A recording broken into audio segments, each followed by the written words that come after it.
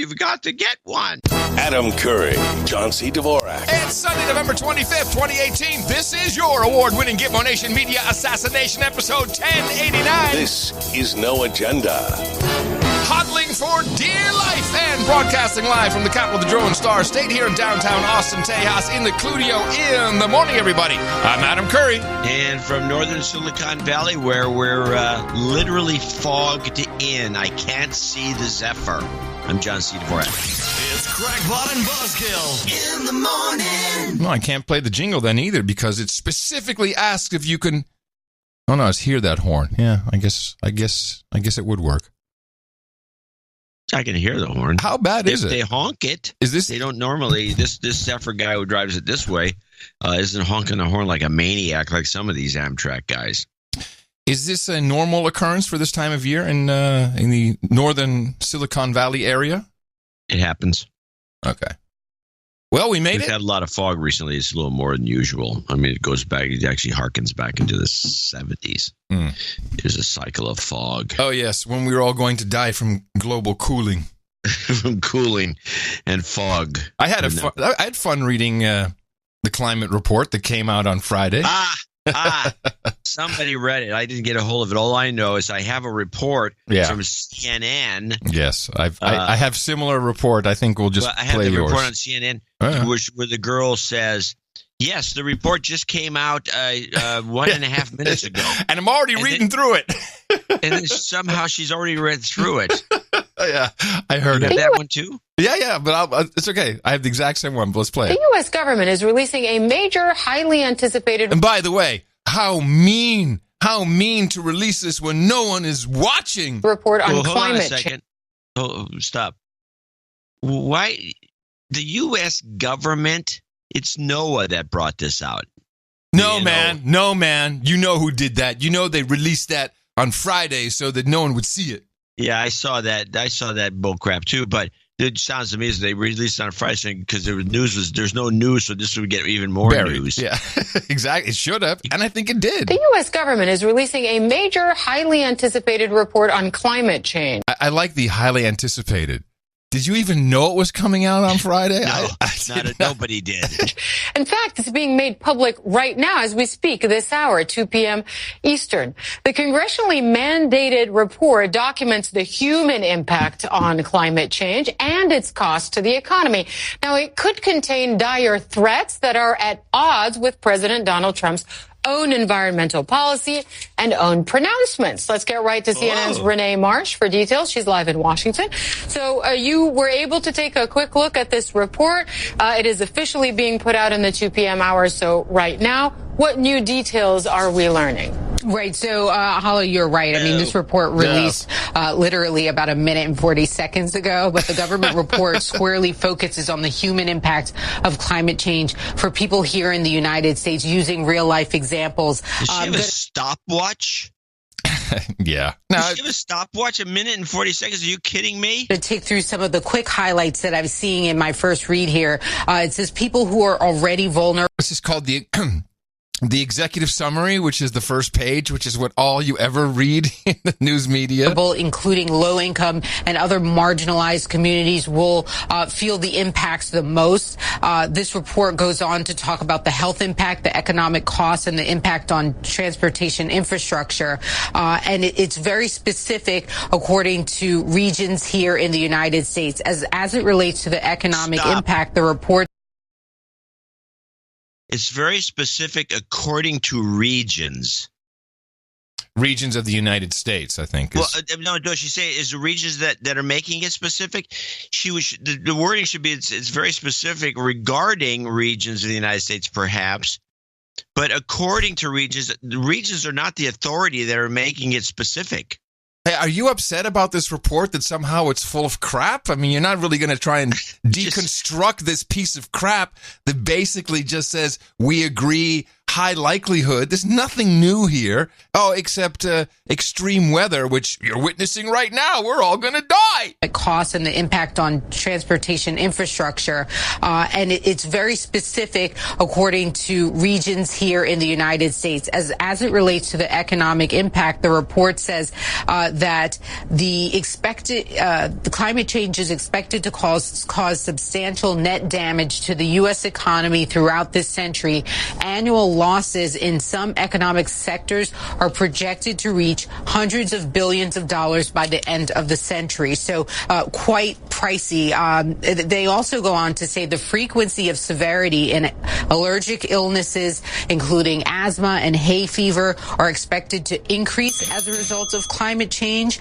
More people will be exposed to things like ticks carrying Lyme disease, mosquitoes that transmit viruses like Zika, West Nile virus, and dengue fever. So that will become more prominent when it comes to agriculture and our food sources.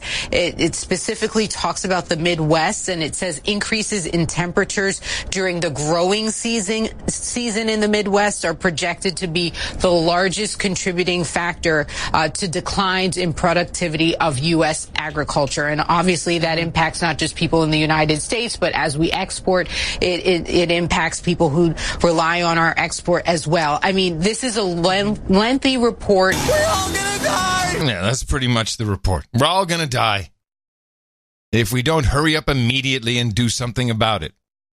There's a similar report like this, like in the 80s. And I mean, every so often on Twitter, somebody digs up some old article from some time in the past, 10, 20 years ago, saying we're all going to die and we don't do something today.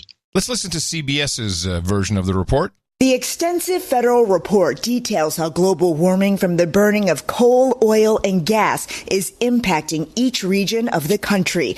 Researchers said climate-related events are expected to become more frequent and more intense. But President Trump's policies and rhetoric often reject climate change. His administration has rolled back Obama-era environmental regulations and promoted the production of fossil fuels. So we're getting out. In June 2017, the president pulled the U.S. out. That was a great little edit they did there. This is cool. The production of fossil fuels. So we're getting out. In June That's all it took for us to leave the Paris Climate Accord, apparently. 2017, the president pulled the U.S. out of the Paris Agreement, a pact of nearly 200 countries to curb climate change. Last month, Mr. Trump dismissed global warming on 60 Minutes. But what about the scientists who say it's worse than ever?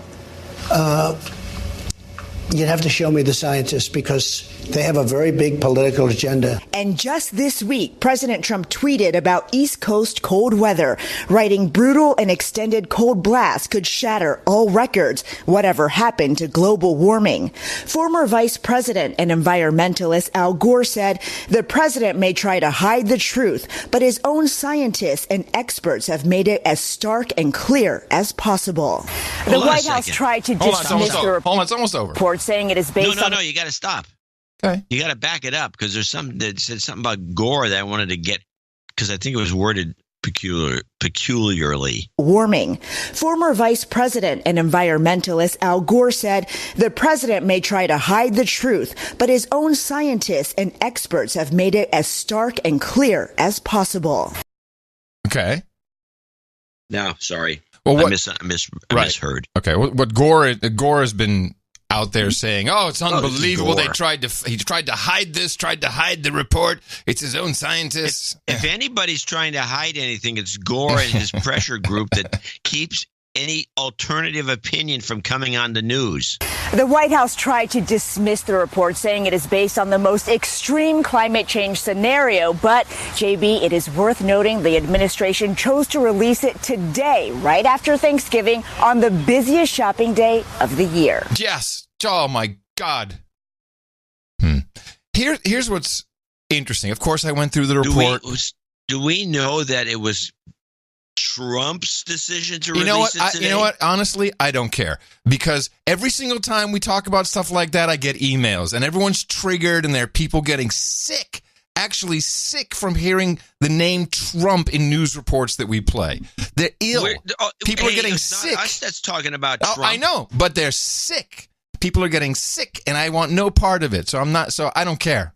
I don't care. What I do care about is that they say in this report it is going to hurt poor people and marginalized groups.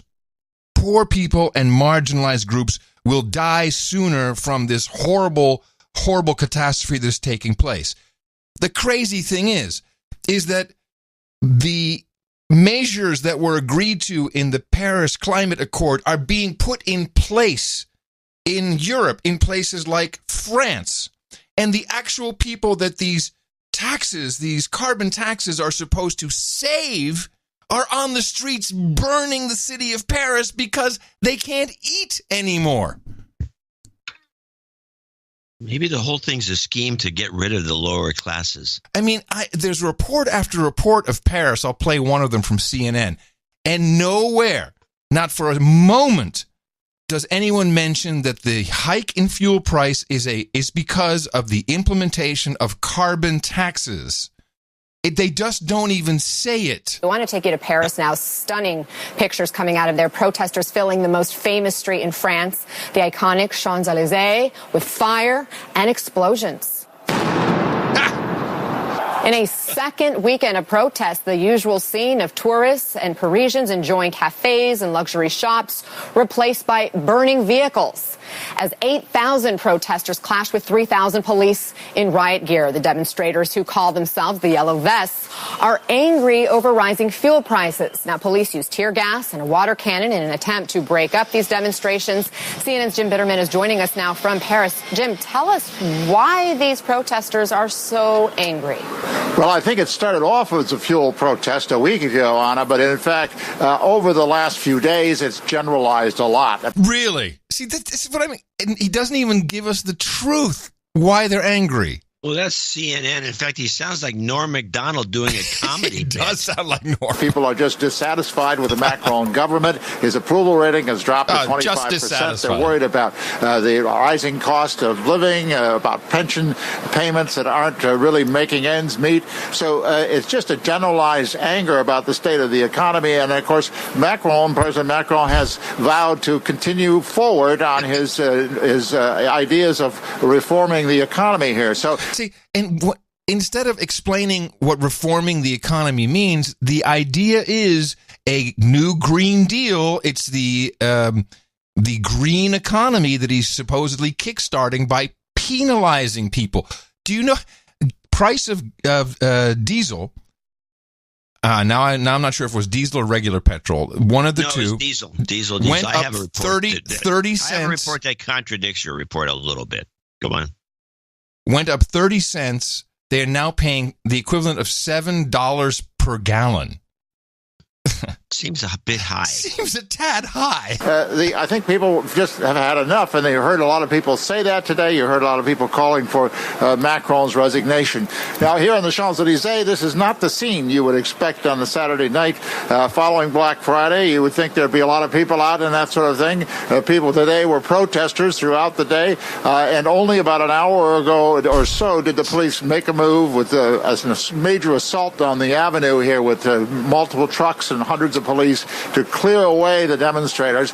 And for the most part, they've succeeded. There are still a few pockets of resistance along here. We haven't heard from Macron all day until very late this evening when he put out this tweet. He said, thanks to all the law enforcement, you'd expect that, but he said, shame on all the people who assaulted them, shame on those who voluntarily assaulted citizens and reporters, shame on those who tried to intimidate our elected officials. So you have him taking a very kind of professorial or perhaps paternalistic tone, something that he's been criticized for in the past. Okay. I'd love to hear your okay. So but first, before you play mine, which I believe is from CBS, is something more, which they do mention these issues that you say CNN didn't mention. I've never heard that CNN clip before. I will say, based on what I know and based on this other clip and based on what's really going on, CNN should be ashamed of itself. That's a bullcrap report. All of them from CNN are like that. Every single one of them. It's getting worse at that place. Yeah, it is. Why are they doubling down on this? I don't know. It makes no sense. Anyway, here, play this. This is the French fuel tax protests. Anger continues to grow over the country's rising fuel taxes. Thousands across France are also protesting President Emmanuel Macron's administration. Macron has defended the fuel tax, saying they're necessary to wean the country off fossil fuels. Lisa Hampley from our partners at the BBC reports. I'm sorry. just I don't know if they come back to it in this report. When he says the fuel tax is necessary to wean people off fossil fuels, that's not quite the same as saying it's your carbon tax, which I believe it is.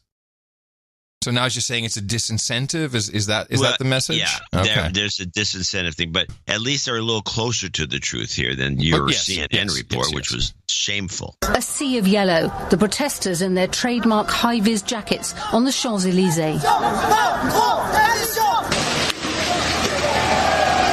The authorities mean business too, using water cannon and tear gas against the thousands of protesters, trying to prevent them moving down to the Palais de la Concorde and the presidential palace, which has been cordoned off. Organisers bill this as Act 2 in their rolling campaign. Hold on a second. I read everywhere that there was no real organisers, that it was something that originated on the internet, and it was a new kind of protest. Well, let's look at reality here with the protests we always have. There are always organizers. I saw report after report that there was no central organization. It was organic, kind of like Arab Spring. So I'm happy to hear this. Organisers bill this as Act 2 in their rolling campaign. They're angry about an increase in diesel tax, justified by the government as an anti-pollution levy. But the campaign has grown into a broad opposition against President Emmanuel Macron. This metalworker says, "We feel like we've been working for years now, and it's just extortion, while members of the government live like princes. It's not even possible to live anymore after paying taxes," says this woman. "I'm disgusted. I'm telling you, if I saw him, I wouldn't be able to shake his hand, and I'd tell him exactly what I think." Some here have been ripping up the street and trying to build barricades. But as protesters let off fireworks, the authorities have the power to move them on. Now, before we talk about this, I have a similar report from Euronews with men and women on the street, which kind of fills this in, and I think it'll make sense for... And before you go there, I want to mention what you're going to do is promote the idea that the nonsense in the report that came out here, that if we don't do anything, it's going to hurt the lower classes. Yes. This is evidence of where they are doing stuff. And it's hurting the lower classes. Because they're doing stuff. Yes, and that was exactly my point. A very tense day on the Champs-Élysées in Paris. Clashes erupted between police and some yellow vests. Authorities used water cannons and tear gas for several hours in order to counter the most radical protesters. While many regret these incidents, others believe these methods are the only way to be heard by their government. Honestly, isn't it interesting how every single report, regardless of organization, has that one explosion in it? Hey, your clip had it. I had a clip with the explosion. This is the second clip with the explosion. They just edited it right. Yeah, mine had the explosion. Yeah, I think there's one explosion, and everybody used it. Just put it in as a little opening kicker. Hell yes! The way to be heard by the government. Honestly, what do they think they're doing? There are certainly some rioters, but we're not responsible for that. We're just here to be heard. The problem in France is that we don't have a choice. If we want something, we need to fight for it. They don't listen to us anymore. Emmanuel Macron was the main target of the thousands of yellow vests gathered this Saturday. But apart from the president, the whole French political class is criticized by the demonstrators. I'm demonstrating because it's not possible anymore. I'm retired and we can't make ends meet anymore. It's not possible. And I don't understand why the members of parliament, the senators, have all these privileges. We don't diminish their salaries. Who do they think we are? What are we? What are we? Are we sheep? What are we? Are we the dogs of French society? Is that why our ancestors fought? I love this guy. He translated the French guy, and he acted a little bit. Who are we? What are we, sheep? Are we sheep? What are we? Are we the dogs of French society? Yes. Is that why our ancestors fought? What started off as a movement against taxes on fuel morphed into a larger gathering against other types of tax, as well as to denounce the cost of living in France and social inequalities. But without a central structure nor official representatives, the Yellow Vests seem divided over what to do next. We need a citizens' assembly. Citizens need to make the votes referendums. We're the ones who should have the voice. Here we go. Now that we've started rising up, we need to step up the movement. Macron won't stop until we face him with a general strike, clearly. There it is. That's what's coming next. General strike. And so it's clearly there's a little more going on than just the fuel price. I would say migration may be irking some people, and just the overall economy in general. Just a couple of things I find interesting about this, which is covered a little bit, but it's not covered well here. One is they call it a pollution tax.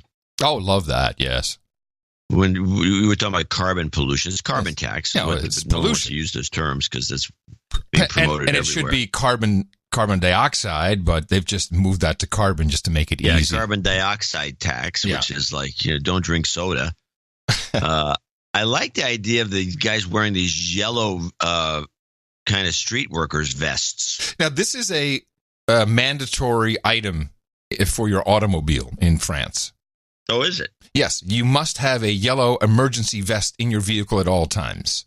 That's not a bad idea. I don't know if it's mandatory in Britain, but I know pretty much everybody has that. We should do that here. But I like the idea of everybody wearing these things. Well, what's cool about it is you could create a global movement of yellow vests, yellow jackets, whatever we want to call it.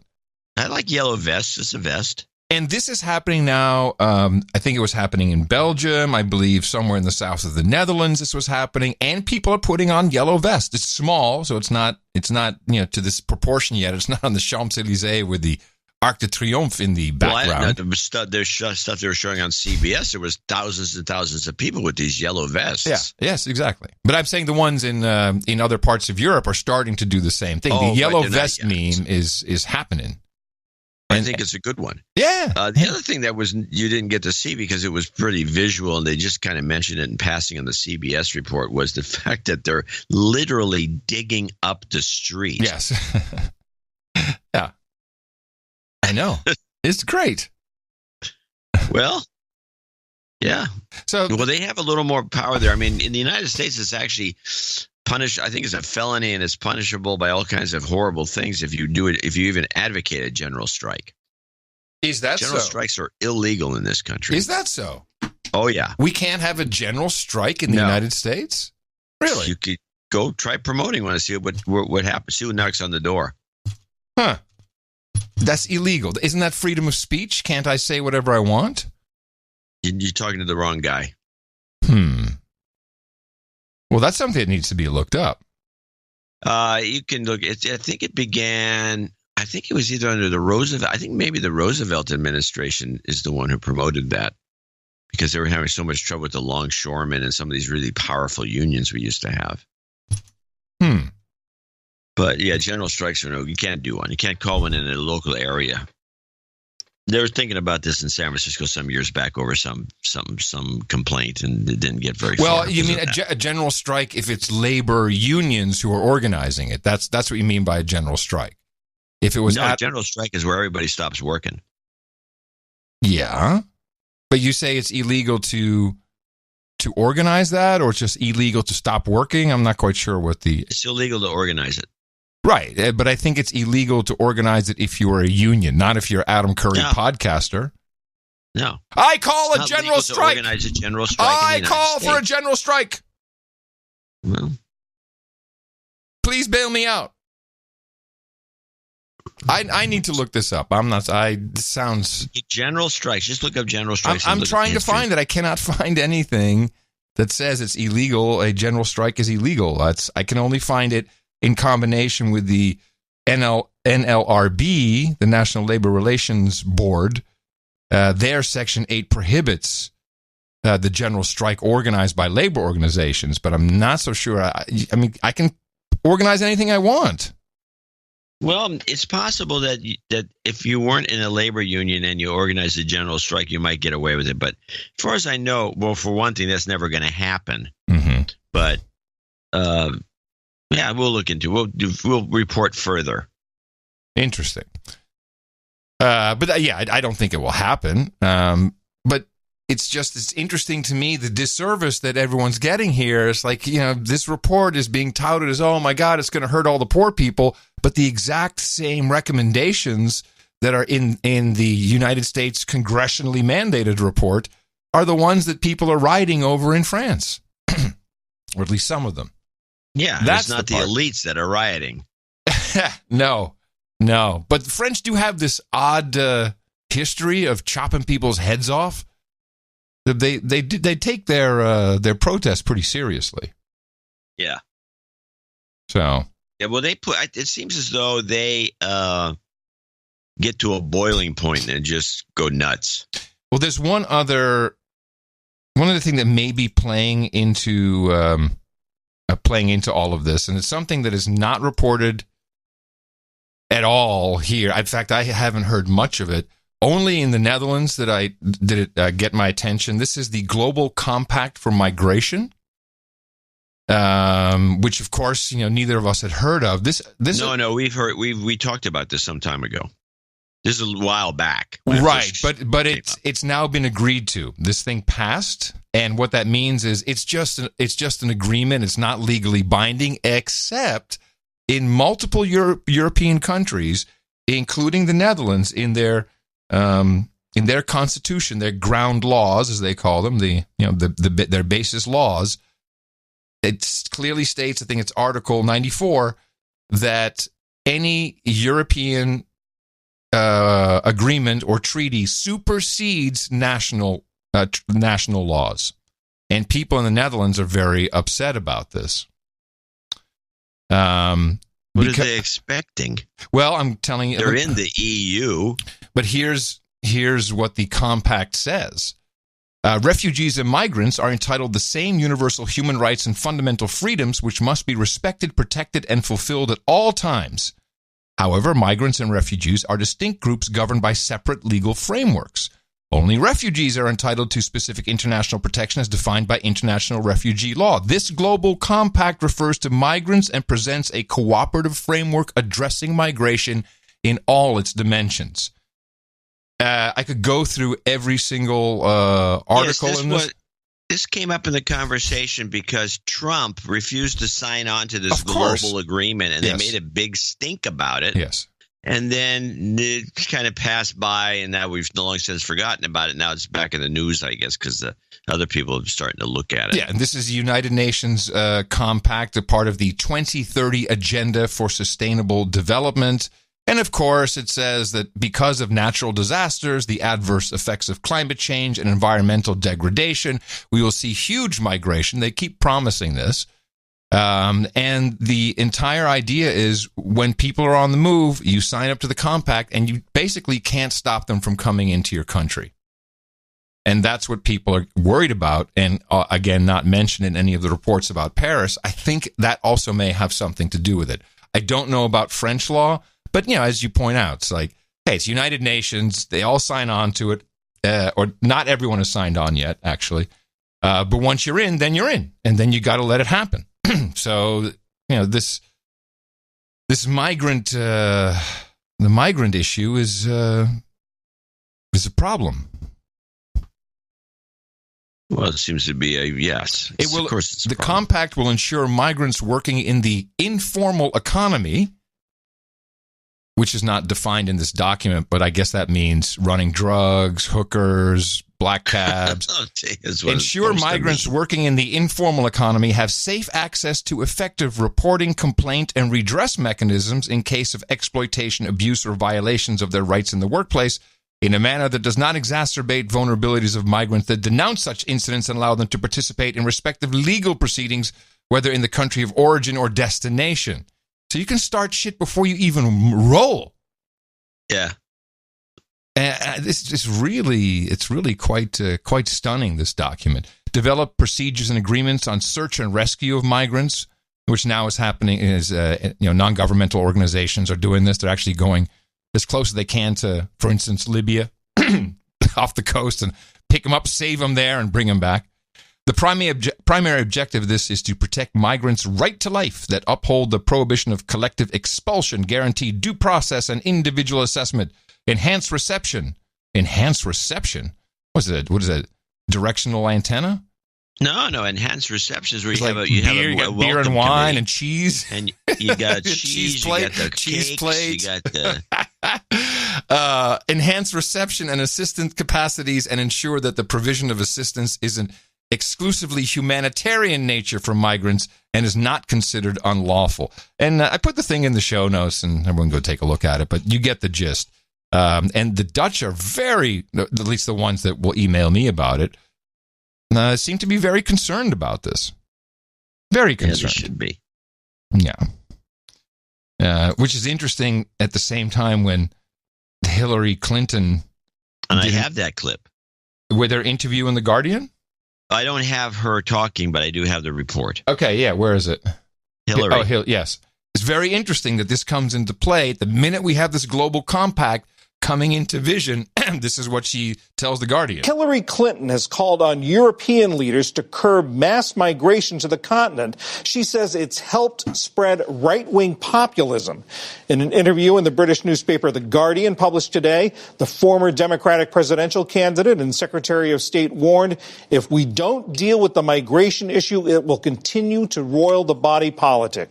She said it lit the flame for racist political ideologies in Europe. Oh, of course. Clinton's comments sparked outrage and confusion from immigration activists and European lawmakers who cited her long track record of welcoming immigrants. Yeah, I'm not quite sure how that all works. It was very strange. And the and timing, by the way, certainly. Little ditty at the end, he says, if you can find old clips of her bitching about the Mexicans coming in across the border. Oh, of course. So there's no consistency here. But if she's going to play the game of being a progressive neoliberal, even though there's, I guess, some self-contradiction there, she has to stay on one side of the fence or the other. She can't be saying stuff like this. Mm-hmm. Yeah, I'm not sure. I'm confused. Yeah, John Kerry was also quoted in some European publications saying similar stuff. Like, very odd. Maybe these people still think that when they do an interview overseas that we don't see it here. Is that possible? That that dense? That's your long-standing theory. Maybe. Yeah, could be. Okay. Right. Yes. I don't have much more from Euroland. Let's see what I think I have something else. Oh, yes, I do, actually. I'm sorry. It's a short clip. I have several friends in the United Kingdom, and they always like, whenever there's a mass shooting, they always like to send me a link and say, how are those guns working out for you?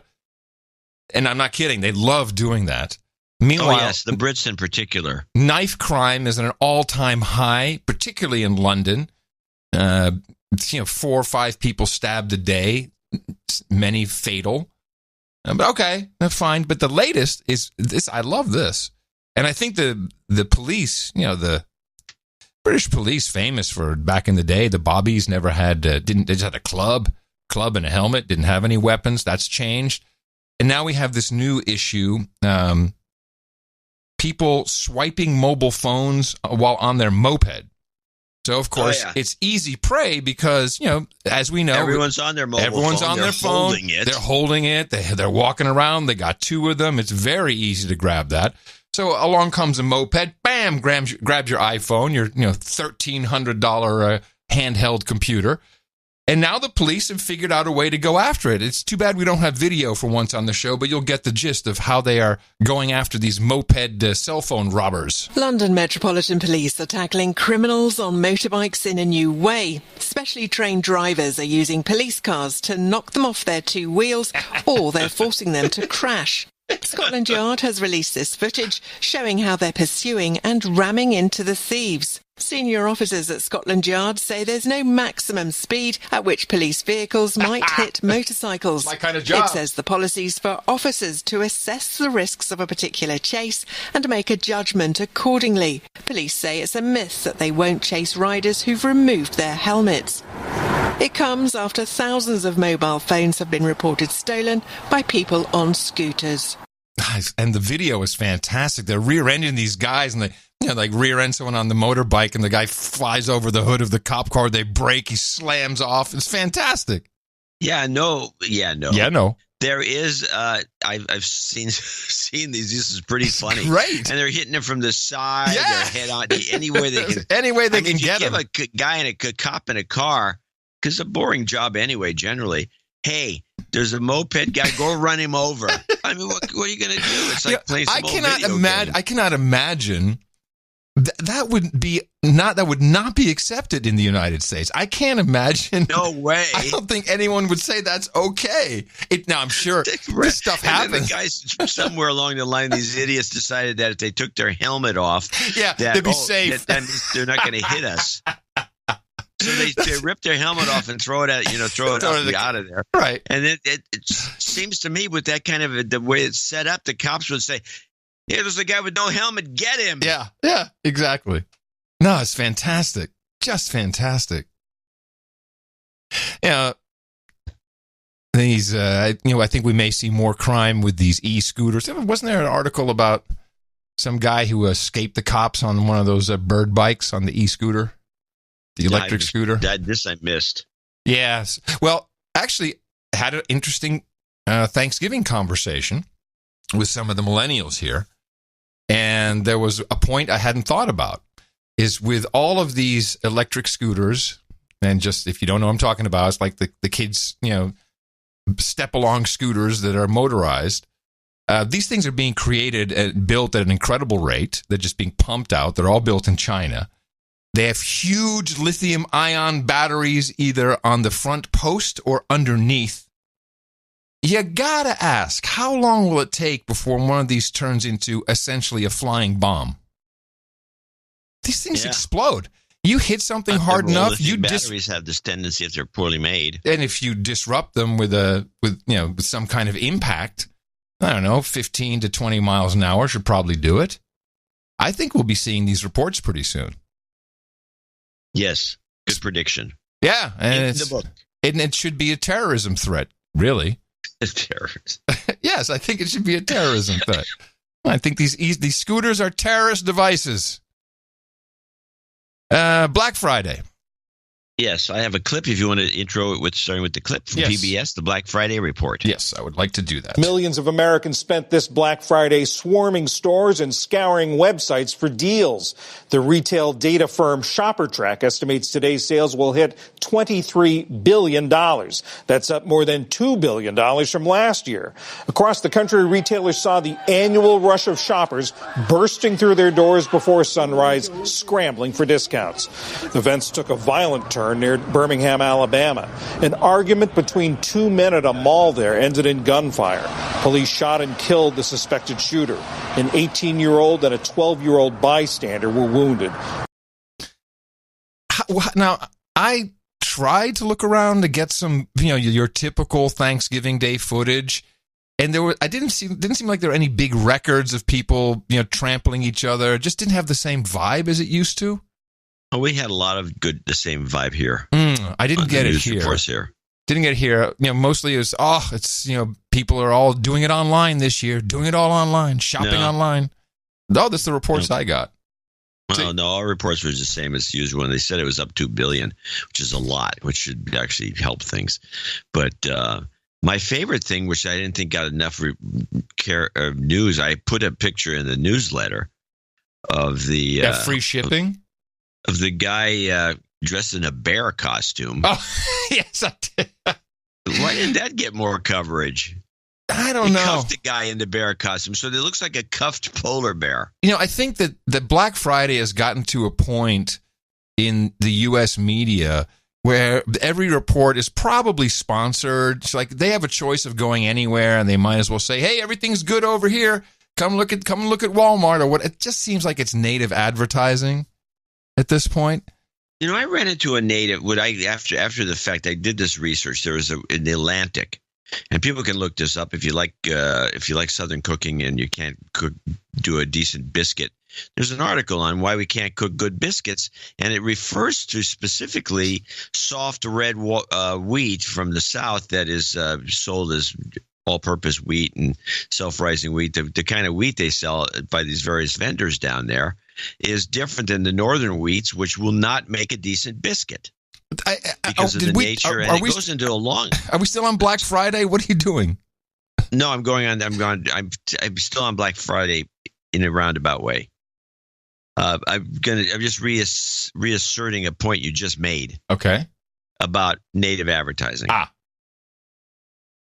Because you said, to reiterate, that it seems as though all these reports aren't really about Black Friday. They're about some, and I think this has been true for a few years because they talk about Kmart and all these other, didn't we have and Walmart. Did you find another one of those secret shopper stories? The secret donor who donated. They always do that. I did not find that story. But let me finish since I started a biscuit story, I should finish it. So at the end of the article, they go on and on about this one wheat, lily white, made out of some southern state, completely ignoring, because I did some research afterwards, and I found about 10 of these companies that made a soft wheat flour in the South, in Kentucky and elsewhere. But no, she has this one, and then she says, and it's only available on Amazon. And I'm reading this thing and thinking about the fact that, all these other products that you can get directly, you can buy, you can look it up and you can find Wiedenmeyer's or some company in Kentucky. It seemed like a good deal, cheaper and better. And it's got a long history from the 1860s. But this was like, I'm reading this. It seems like a real article about something. And then it boils down to Amazon is the only one who carries it. You have to buy it from them. Yeah. Oh, yeah, of course. And I'm thinking this is ridiculous. There's no. I was very irked by this. Yeah, people are going to be very sad once they figure out that Amazon has taken over everything. There are no more local retail shops. Mom and pop is dead. Literally. It's going to be upsetting. I think that we in looking at Google as the true evil corp, I think it's Amazon. Amazon is probably a lot more evil than Google. Well, at this point, I'd say yes to that. Now, Black Friday, who's going to stop using them? Oh, I'm really trying to diminish my use. It's very difficult when you send me links to the SSD drive that I need to get from Amazon. Where else would you get those products? That's what I'm saying. It's very hard. It's already very hard. But I do try. I do try to. I'm failing, but I try. I try to get stuff at other outlets online, but it's hard. It's the 800-pound gorilla. Now back to Black Friday. So as far as I understood from the reports, we had one fatal shooting. Yeah, sounds about right. Let's see how everything was in Europe, where we also have Black Friday, and they also reference another holiday, which people called me out on Twitter. Before you play this, can I mention one thing? When I was there last year, they were having Black Friday because I was there then in London, and I was quizzing people about this. What is? You don't even have Thanksgiving. How do you have Black Friday? And they all told me. Everyone said this. It's Amazon has been promoting it. Interesting. That's not what this report tells us from Euronews. It's time for today's Power Play. It's all about a backlash against a very American phenomenon which is growing in Europe. Backlash against the American phenomenon. Backlash. Let's take a look. Ready? Yeah.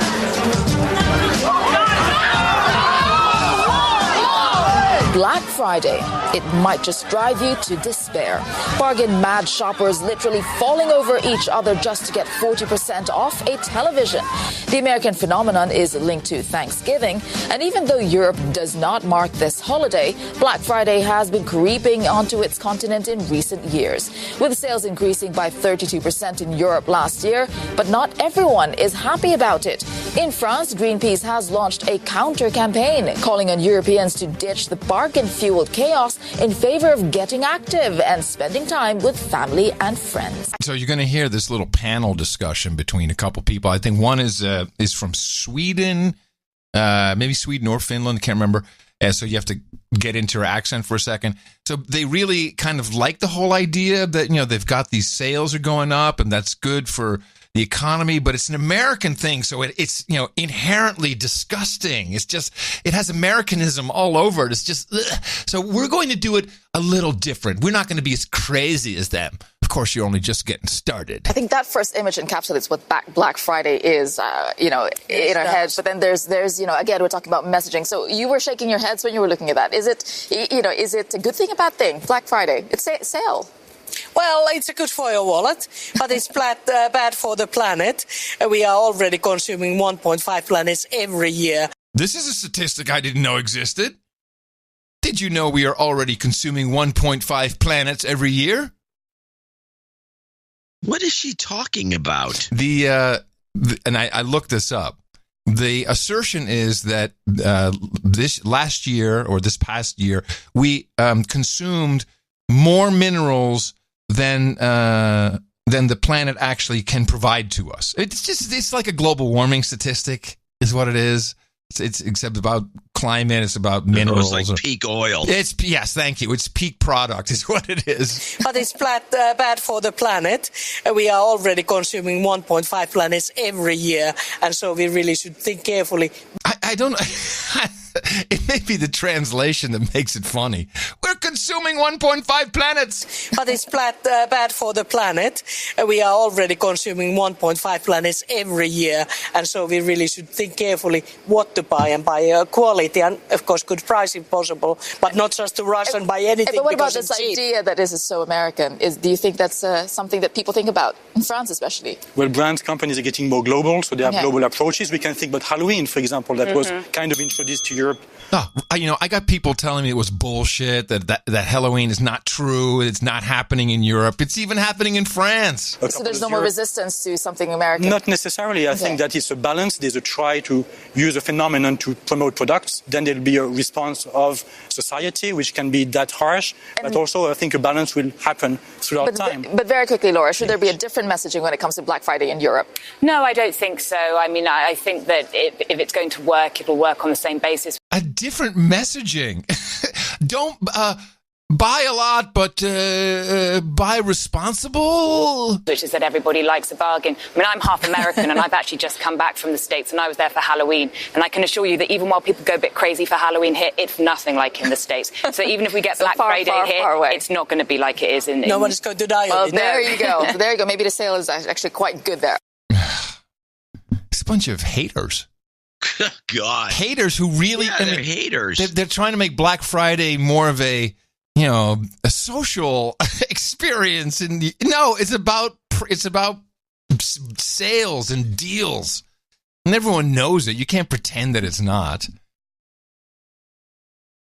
So these retailers can balance the books. Yes. So you just move as an inventory turn. Well, I saw I forget what was some mini documentary on Black Friday, and it has had different meanings throughout the years. There was a Black Friday when during the Depression, and there was of course, had a whole different meaning. There were different Black Friday interpretations throughout the ages, going back decades. But now, according to the Wikipedia on shopping, the Black Friday word had to do with stock market crashes. This is a bad day on Friday, but specifically for this holiday, I said the word holiday. What is a day off in the United States anyway? Mm-hmm. Black Friday is an informal. I'm going to read from the wiki page so we can get to the bottom of it. Black Friday is an informal name for the Friday following Thanksgiving Day, which is celebrated on the fourth Thursday. Black Friday has been regarded as the beginning of the shopping season, although the term Black Friday didn't become widely used until most recent decades. When I was a little kid, I never heard this term, and I first started hearing it, I don't know, maybe when did you first hear it? Because maybe 15, 20 years ago? Oh, no, I've only heard it in the context of shopping. What I learned is that in the 50s, it referred to the practice of workers calling in sick the day after Thanksgiving, and that's why it was called Black Friday. Well, here, the earliest evidence of the Black Friday applied to the day after Thanksgiving in a shopping context suggests that the term originated in Philadelphia, where it was used to describe the heavy and disruptive pedestrian and vehicle traffic that would occur on the day after Thanksgiving. And it made it all look like black, like everything was black. The usage dates to at least 1961. More than 20 years later, as the phrase became more widespread, a popular explanation became the day represented at the point of the year when retailers began to turn a profit, thus going from being in the red to being in the black. Yeah. So it morphed. Ultimately, this is an American invention. We rule. This is what we do. We create these types of things, and you suckers in Europe, We're good at it. Yes, we're very good at it. And we've created. And if this began in 61 and then morphed into what it is, probably in the 80s, I think, is the way it is. Sounds about looks right. Looks like the timeline. Yeah. That means that we've been doing the official Black Friday, the modern Black Friday, which means the retailers make all their money, and they all got a clue that everyone's going to go shopping. Yeah. So let's do it. Let's go overboard. Yeah. That has taken 30 years? Plus years, 80, 90, about 38 years. We like to stick with Europeans they don't know what's going to happen. 38 years from now, they could be completely nuts. Well, remember, we've created new holidays. We have Cyber Monday. We got the Cyber Monday. Which is going to get this holiday, by the way, which is a bogus holiday creation of Amazon. It's not a holiday. It's not a holiday. It's a bogus construct. It's great marketing. And I believe that Amazon pushed the idea of Black Friday in Europe, or at least in London, if these guys aren't full of crap. I would think you're right. Promote, because that if Black Friday exists, then Cyber Monday will exist. Yeah. I think Amazon's genius marketers, if that's true. Well, it really only started in the last 5 years in Europe, so that would I'm sure we could we can track that back to Amazon. Probably. I don't know. I think it's doable. Oh, whatever. Doesn't matter. It's all people buying shit they don't need with money they don't have. That's what keeps the country going. Well, sadly, that is the way our country, this country, works. Why is it sadly? You don't like buying stuff? No, I don't like. I will always remember George W. Bush after 9/11 saying it's very important we all go back to work and keep shopping. Yeah, I remember that too. One of the funniest things he's ever said. Yeah, but it was kind of necessary, because when you don't have the shopping taking place, we can't create the fake monies to lend to you.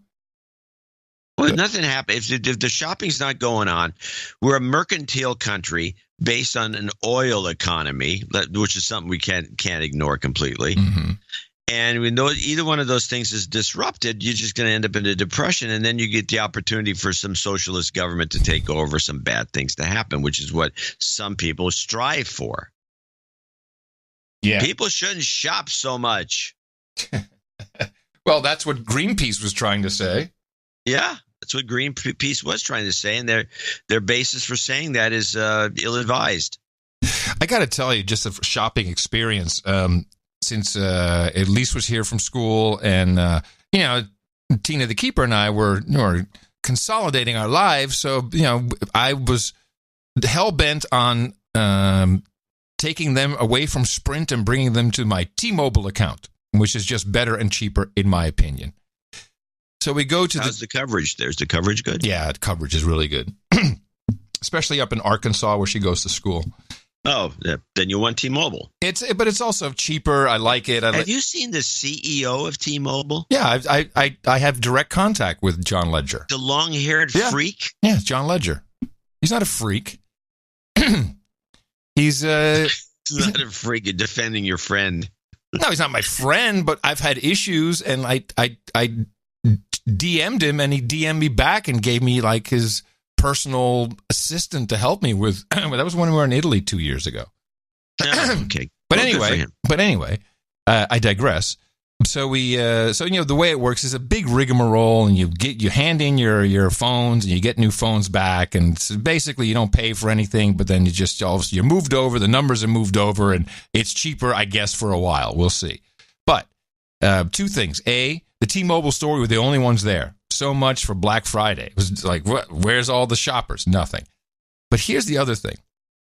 I have my iPhone 7 Plus, which is, it sits in the corner on the charger. The only reason it's there is it's running WhatsApp, so I can get to WhatsApp from a web browser elsewhere.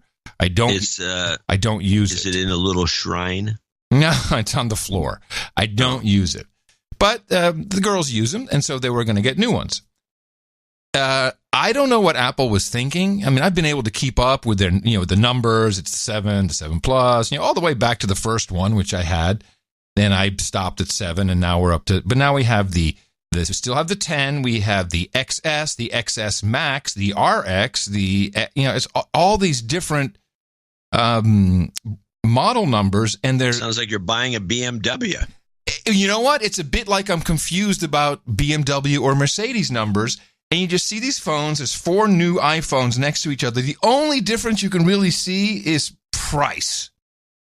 The phone, this one's a little bigger than that one. That one looks a little bit brighter. I think they screwed it up. What were they thinking with all of it was so easy to remember. Like, the new phone has this number, and there's the big one that has a plus. And now that, this one has a better camera. That one has an OLED versus an LCD screen. It's like, I think they made a mistake.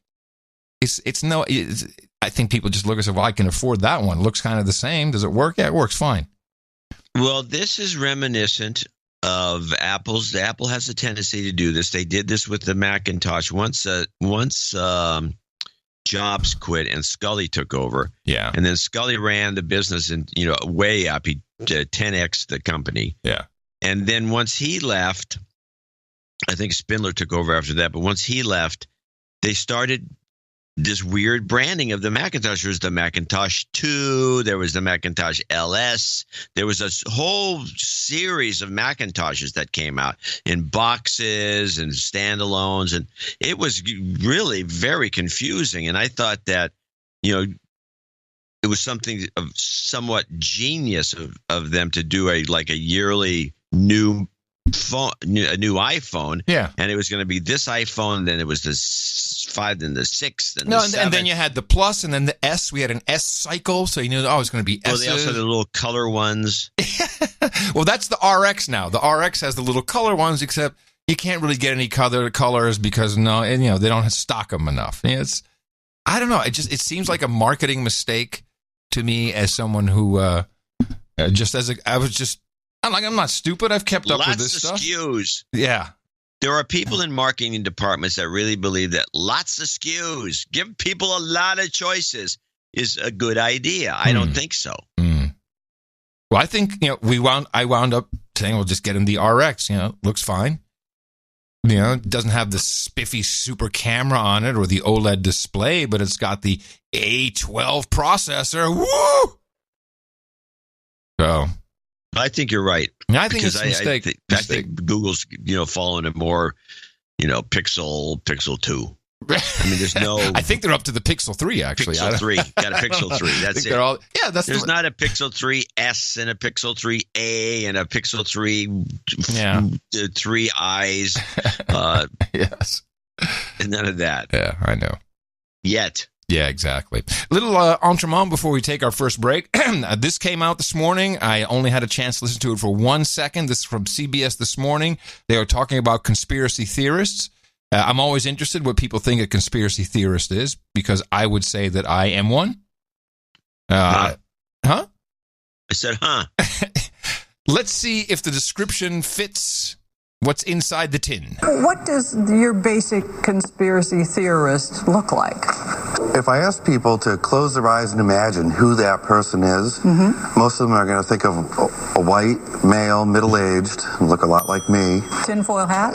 Perhaps. Living in the mother's basement with a ham radio. But yes!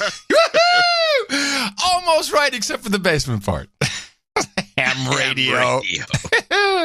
So ham radio. Thanks for we have this movement to get more people, younger people especially, into ham radio with amateur radio. Yeah. And yet this guy and I don't believe, by the way, that many of these conspiracy theorists, whoever they are hams. I don't think that many are. Is Alex Jones a ham radio guy? I don't think so. Is he a conspiracy theorist? Yes. Oh, okay. Well, no, I don't think he's a ham radio guy. Yeah. With that, though, thank you for making me a ham radio guy. And I'd like to thank you for your courage and say in the morning to you, John C. That's right, the man who put the C in compact for migration, Dvorak. In the morning to you, Adam Curry. In the morning, all ships and sea boots on the ground, feet in the air, subs in the water, down all the dames and all the nights out there. Yes, in the morning to the trolls, who got a late signal this morning, but I'm glad y'all showed up. That's No Agenda. NoAgendaStream.com is where you can listen live to these shows during the day.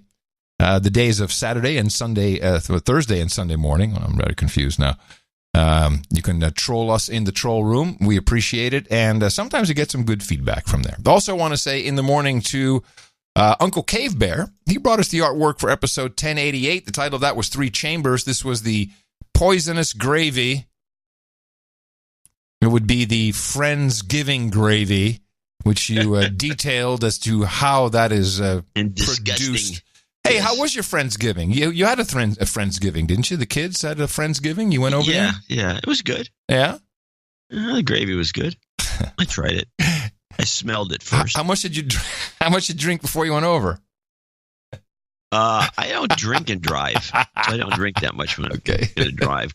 Yes. Conscientious. Mm-hmm. All right.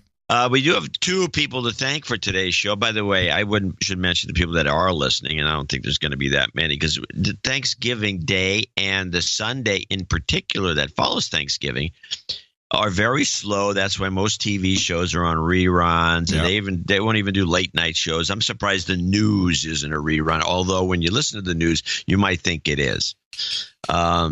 But we do have two people, one executive producer and one associate executive producer to thank, and the executive producer is anonymous. And he gave $1,089.33, which is even better than our 33 squared. 1089. So he's a member of the 1089 club, by the way, which is something hasn't been used for a while. That club hasn't been reopened for a while, and he did it before the newsletter went out, which had the 1089 offering, because 1089 is 33 squared, which we thought would be a big deal, and it turned out nobody cares. I look at the spreadsheet and like, you thought people would like the 33 squared promotion. Yeah. No, not really. No, there was no interest. I'm always telling Tina. I want to thank people who did think it was cool, including Anonymous here. But let's see. Here's his note. Anonymous, no jingles, no karma. When's the classic software Dvorak on typing going to be reimagined and re-released for OTG phones and smartphones? No, Any minute. No, we're not going to do that. First of all, you're not going to write it. I would write it. It's already been written. What? Dvorak on typing was a product that came out. Oh, no. I mean, reimagined for OTG phones. No, it's not going to happen. No. You had Dvorak on typing? Our imaginations aren't that good. What is this? Tell me about Dvorak on typing. I'm not familiar with it. It was a product that came out in the late 80s, maybe 90s. I'm not sure. From Interplay. I was working with them. They're a software company down in Southern California that's long since been switched around. I don't know what they're doing anymore. And they wanted to do this. I did a couple of products for them, and they wanted to do this typing thing, but it was kind of a confusing problem because it wasn't about the Dvorak keyboard. It was right. It was a Mavis Beacon clone. But the name Mavis Beacon rings a bell, but I'm not sure what that was. It was a typing program done by, I think it was Broderbund. This taught you how to type? Yeah. Huh. And this was the same thing. Do you still have it? Does it still work? My contribution was mostly saying the letters. It's kind of a collector's item. You can hear A, B, C. That's you in the software. D. I need this. I need a copy of this. F. That's right. Good work. Do you say stuff like that? Yeah, I think Excellent job. Oh, please, somebody find this software package for me. Yeah, if you can give first, I need a 5.5-inch disc and a 5.25-inch disc. But yeah, it's out there, it's floating around. Oh, And fantastic! it's one of the many little things I've done, and people. So you were really, so basically, you were the precursor to Common Core. Exactly. Dvorak on typing. Me. Well, thank you, Anonymous. We'll get right on that. But more importantly, thanks for playing. Thank you for for really giving us a boost there with your 33 squared for our special 33 squared edition of the show. 1089. Yes. Thank you. That's appreciated. And you will be the sole member of the 1089 Club. And we have Vladek Zelenik, I think is his name. Zeleniec, maybe? I don't have a city for him for some reason. I think it's 20202. I think it's Vladek Zeleniec. Zeleniec, I think, yeah. 20202. No jingles, no note, no nothing. Thank you. Holy crap. So that was a short segment. And that's it. Okay. Yeah. Well, look, we're happy we got anything, quite honestly. This is, as John said, these are typically very, very bad weeks, or this is a bad week for sure. But I kind of enjoyed the topics we were able to discuss. I like the globalization of Black Friday and stuff like that. So I was happy to be here, and the support is, of course, appreciated. These credits, I was thinking about this over the 2 days of Thanksgiving, where really you're getting credits for credits, which is kind of cool. Because what is a number like 1089? It's just a credit. It's a credit towards your payment facility, and we're giving you an actual credit you can use in return. It's a real value for value proposition. Executive producer of No Agenda Show, 1089. You can put it anywhere. We will vouch for you. And remember, we have another episode coming up on Thursday. And will it be in December already? No, I think we have. Well, maybe. No, I think we're still good. Still in November? Okay. So let me look. There's still a chance Bitcoin can rebound. There's still a chance Bitcoin can rebound. Dvorak.org/NA. That's right, everybody. Keep hodling and go out there and propagate your formula. Our formula is this. We go out, we hit people in the mouth.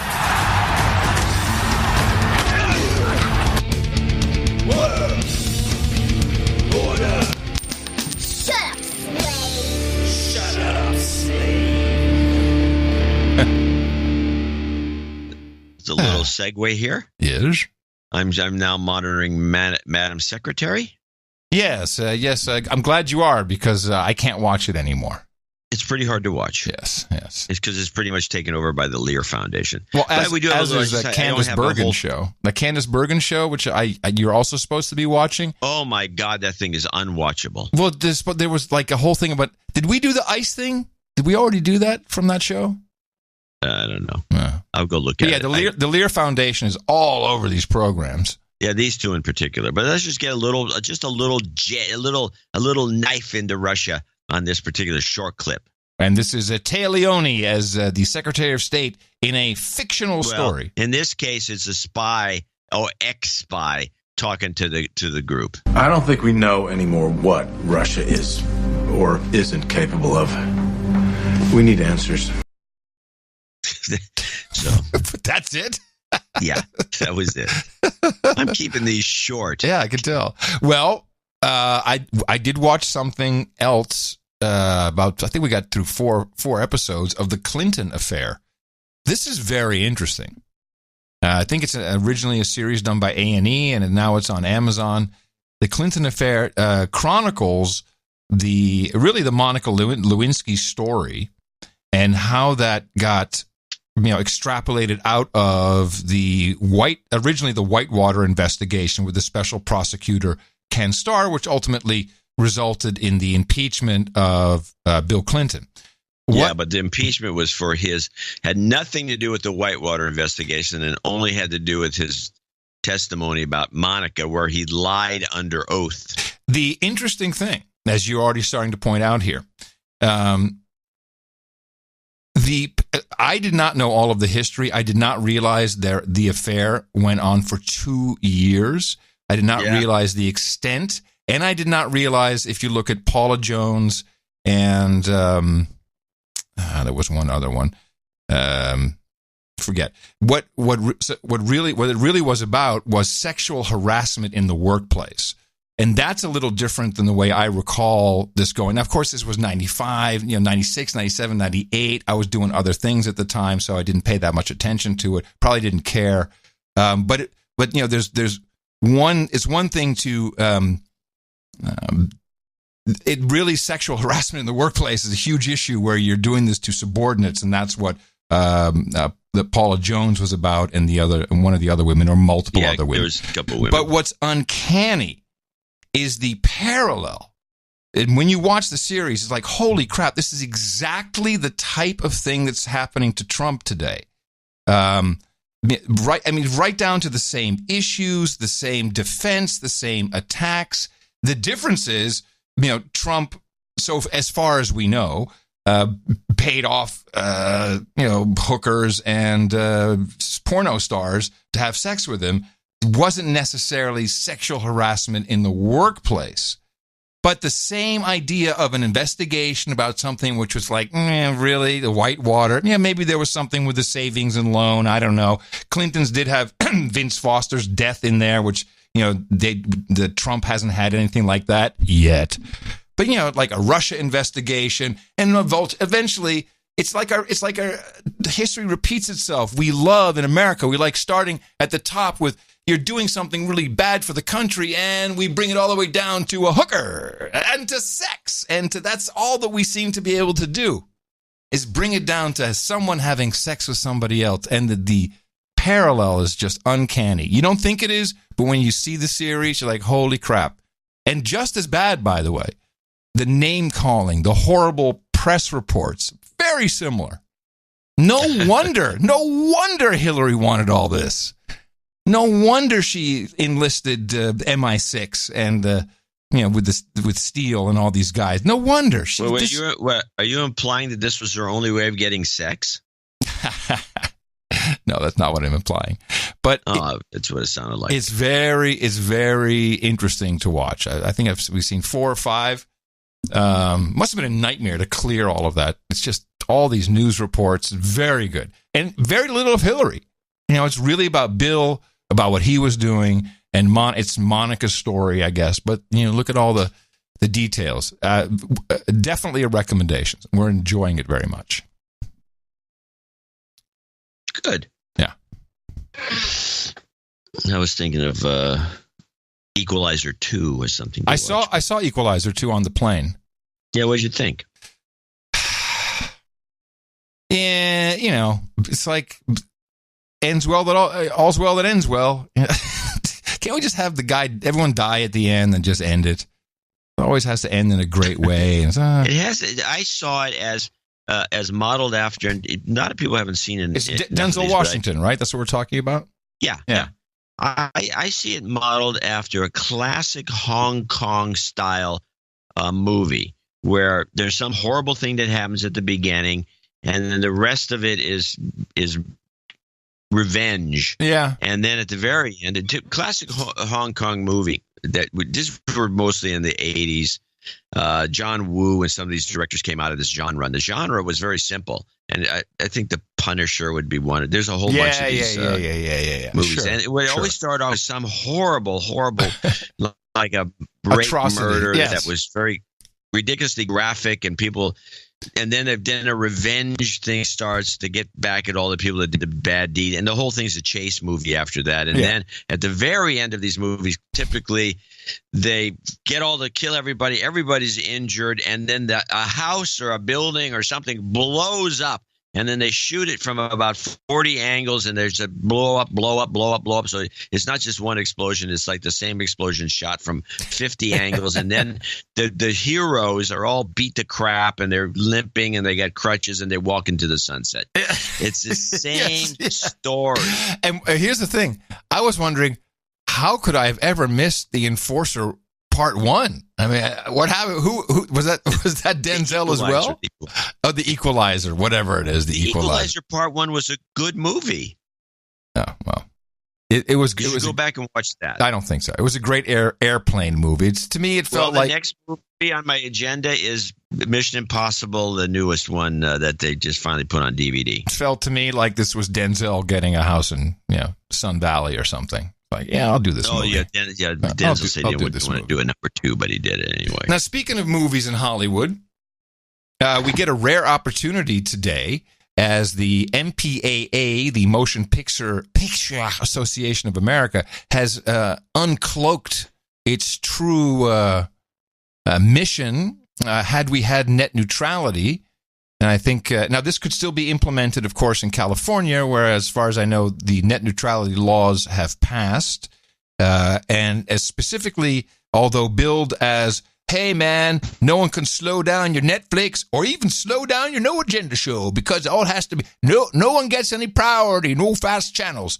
The part that this show focused on was the small use of the words ISPs may legally block unlawful content and unlawful traffic, which is what seemed to be quite an issue. As that's not illegal, by the way. It's unlawful is a little different. I mean, you can create something can be unlawful very quickly. So the MPAA has put out their recommendations. This is what they want legislators to work on. I believe this is what they wanted to have implemented with net neutrality. And it's pretty interesting. Four main topics that I just want to discuss. They demand hosting providers filter using automated content recognition technology, which, as we know, works really well. To forward Digital Millennium Copyright Act notices, DMCA takedown essentially, to users, terminate repeat infringers after receipt of a reasonable number of notices, and prevent re-registration by terminated users, implement download bandwidth or frequency limitations to prevent high-volume traffic for particular files, which sounds like that wouldn't have fit with net neutrality anyway. Agree not... No, that does a whole lot of second. Yeah, I know. How is that net neutrality? I know. I thought the net neutrality was all about that. I know. I'm just reading it to you. Well, now, of course, net neutrality didn't happen, so maybe they added that in. But even then, that would not be in accordance with net neutrality, which they supported. We continue. Agree not to... Okay, this is MP. Yeah, these are guys trying to protect their movies. Yeah, but it goes pretty far. Agree not to challenge third-party application of court orders regarding suspension of hosting services in cases by rights holders against pirate sites. Remove files expeditiously and block referral traffic from known privacy sites. So this is where it gets interesting. They continue reverse proxy servers. Should disclose the true hosting location of pirate sites upon referral. Terminate identified pirate sites and prevent these sites from re-registering, and agree not to challenge third-party application of court orders regarding suspension of reverse proxy services. ISPs should forward Digital Millennium Copyright Act notices to users. Terminate repeat infringers after receipt of a reasonable number of notices and prevent re-registration. Also, expeditiously comply with document subpoenas for user information and block sites subject to court order in the applicable jurisdiction. And finally, social media should be compelled to remove ads, links, and pages dedicated to the promotion of any privacy devices and terminate repeat infringers. They really want to block links. A site that has a link to anything, which, of course, Google would be the biggest offender, but they're the good guys. And I think it's very telling to see what the Motion Picture Association of America really wants. But more importantly, they claim that they have the right to do this because of the Constitution. And... Yeah, I want to read this to you because I actually looked into it to try and figure out what they meant. Let me see where it is. They call it I think they call it the Copyright Clause, although that's not what it's called in the Constitution. Hold on a second. Why can't I find this? Copyright. So they released a very large document, the MPAA, and this is, what actually do they call this? They call it, it's their rationale for all of these horrible things they want to implement. And they say that they cite here specifically respect for copyright, driving innovation and competition. And here's what they say, which I think is very disingenuous. Respect for copyright helps drive this creative and economic activity, making the United States the global leader in the creation of content enjoyed worldwide. And here it comes. The Constitution's copyright clause recognizes that securing the rights of creators in the fruits of their creativity, including to determine how to disseminate their works, increases both the production and distribution of content to the ultimate benefit of the public. And this thinking to me, and I've looked at several Supreme Court cases, it is so contrary to what the Constitution says, in my humble constitutional opinion. Well, let me tell you what I think. Well, no, you can't, because you come in after I've told you. Section 8 of the Constitution indeed has the following clause, which is not titled the Copyright Clause. It's just a part of Section 8 of the Constitution. And it goes as follows. To promote the progress of science and useful arts by securing for limited times to authors and inventors the exclusive right to the respective writings and discoveries. That is one of the powers Congress has. And they somehow believe that this means that this is to let content creators enjoy the fruits of their labor. But that, and they say distribution is a part of this clause by taking the word promotion and progress and saying, oh, that's about distribution, so our distribution needs to be protected. This is all, they lay this all out. But really, what I believe the Constitution says, and I am interested in what you have to say, is they're not about making more money for the creator. They're saying to promote the progress of science and the useful arts, that would be technology, for the people by securing for limited times to authors and inventors the exclusive right. And now, of course, the limited time has become the lifetime of the creator plus 70 years, and it's plus, I think, 95 if it was a corporation. 150 years. Yeah, it's insane what that's become. And this is I think this is something that should really be revisited at a Supreme Court level. It is just disgusting the way they are taking this clause and turning it into something for the creator. No, it was so that people could receive useful knowledge and information to build upon, to promote for the people, not for your profit. I'm interested to hear what you have to say about it. Copyright law was to protect the creator for 26 years, and then he could renew it for another 26 years if he wanted to. And then it'd go into the public domain, which means Mickey Mouse, for example, should be in the public domain by this law, and so should Donald Duck and all the rest of these Disney things. And the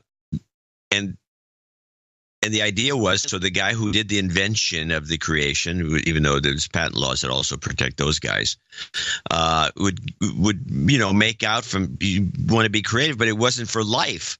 And it wasn't like for anything. It wasn't for something you could just sell. I mean, now it's become a commodity. You create something and you sell it to somebody else, and then they now own it. That's not protecting the creator. I mean, it is for the moment that he gets the check. But what I'm the whole thing is a scam. But what I'm saying, so I'm disagreeing with you here, because I do not believe that this was to protect the creator.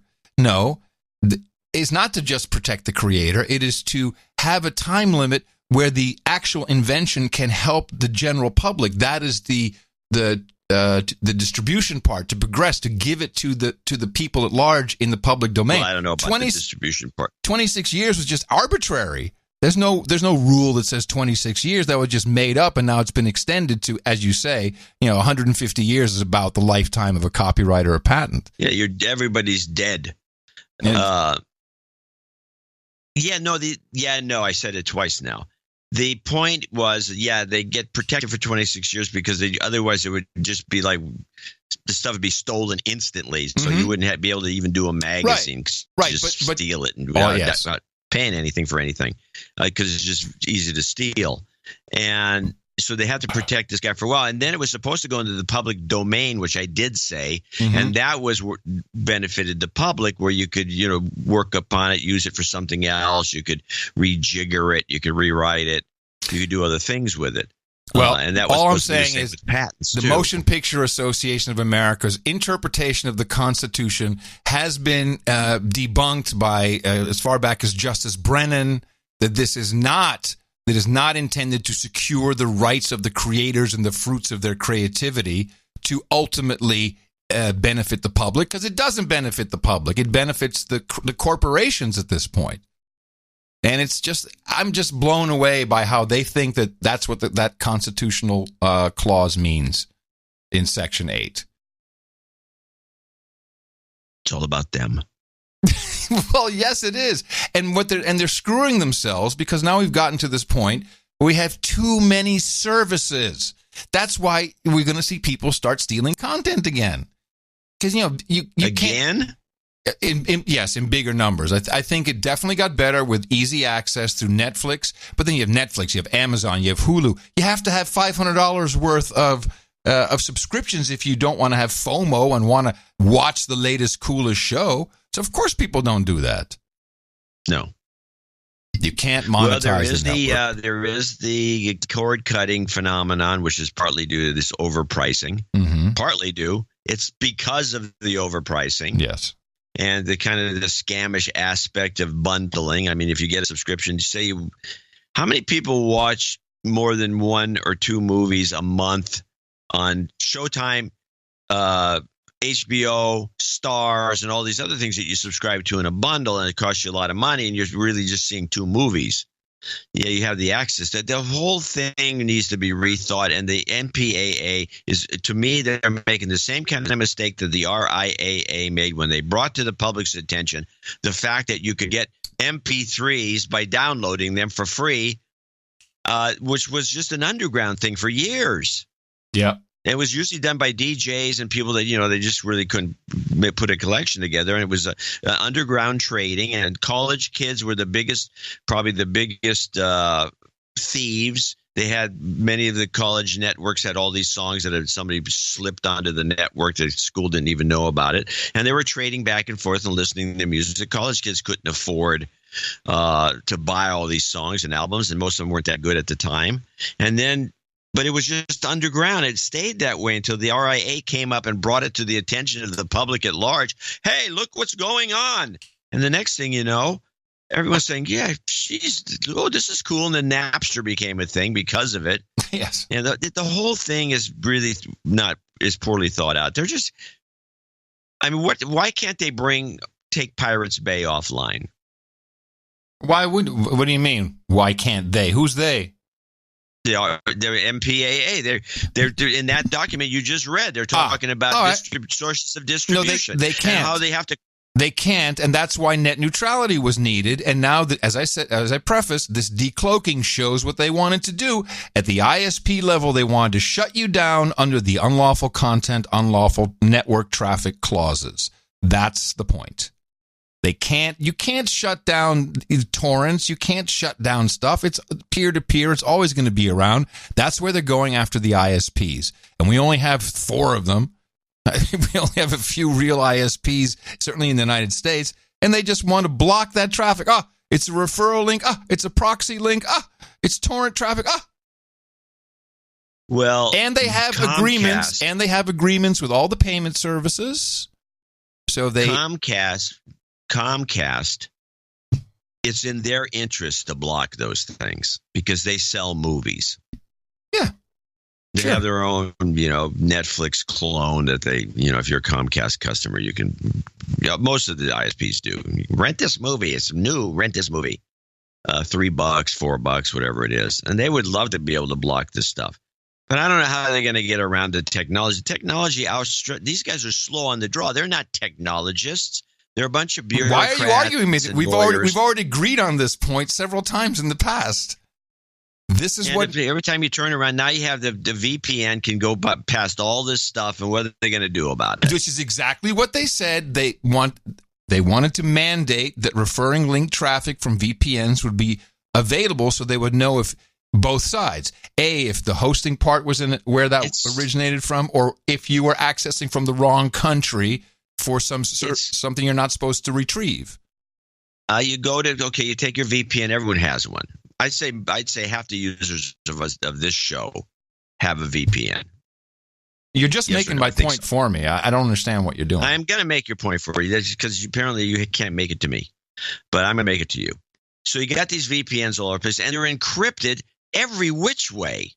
They're encrypted to the VPN. They're encrypted from the VPN. They're encrypted from the VPN to the other site and the other site back and forth. I don't care what kind of deep packet sniffing you do to just look at this data stream that's just an anonymous data stream coming in just as a bunch of nothing. I don't see how you're going to be able to determine that it's a BitTorrent stream or anything else for that matter. These guys are fooling themselves. They're charging money to fool themselves. They're charging money to somebody. This is not being done.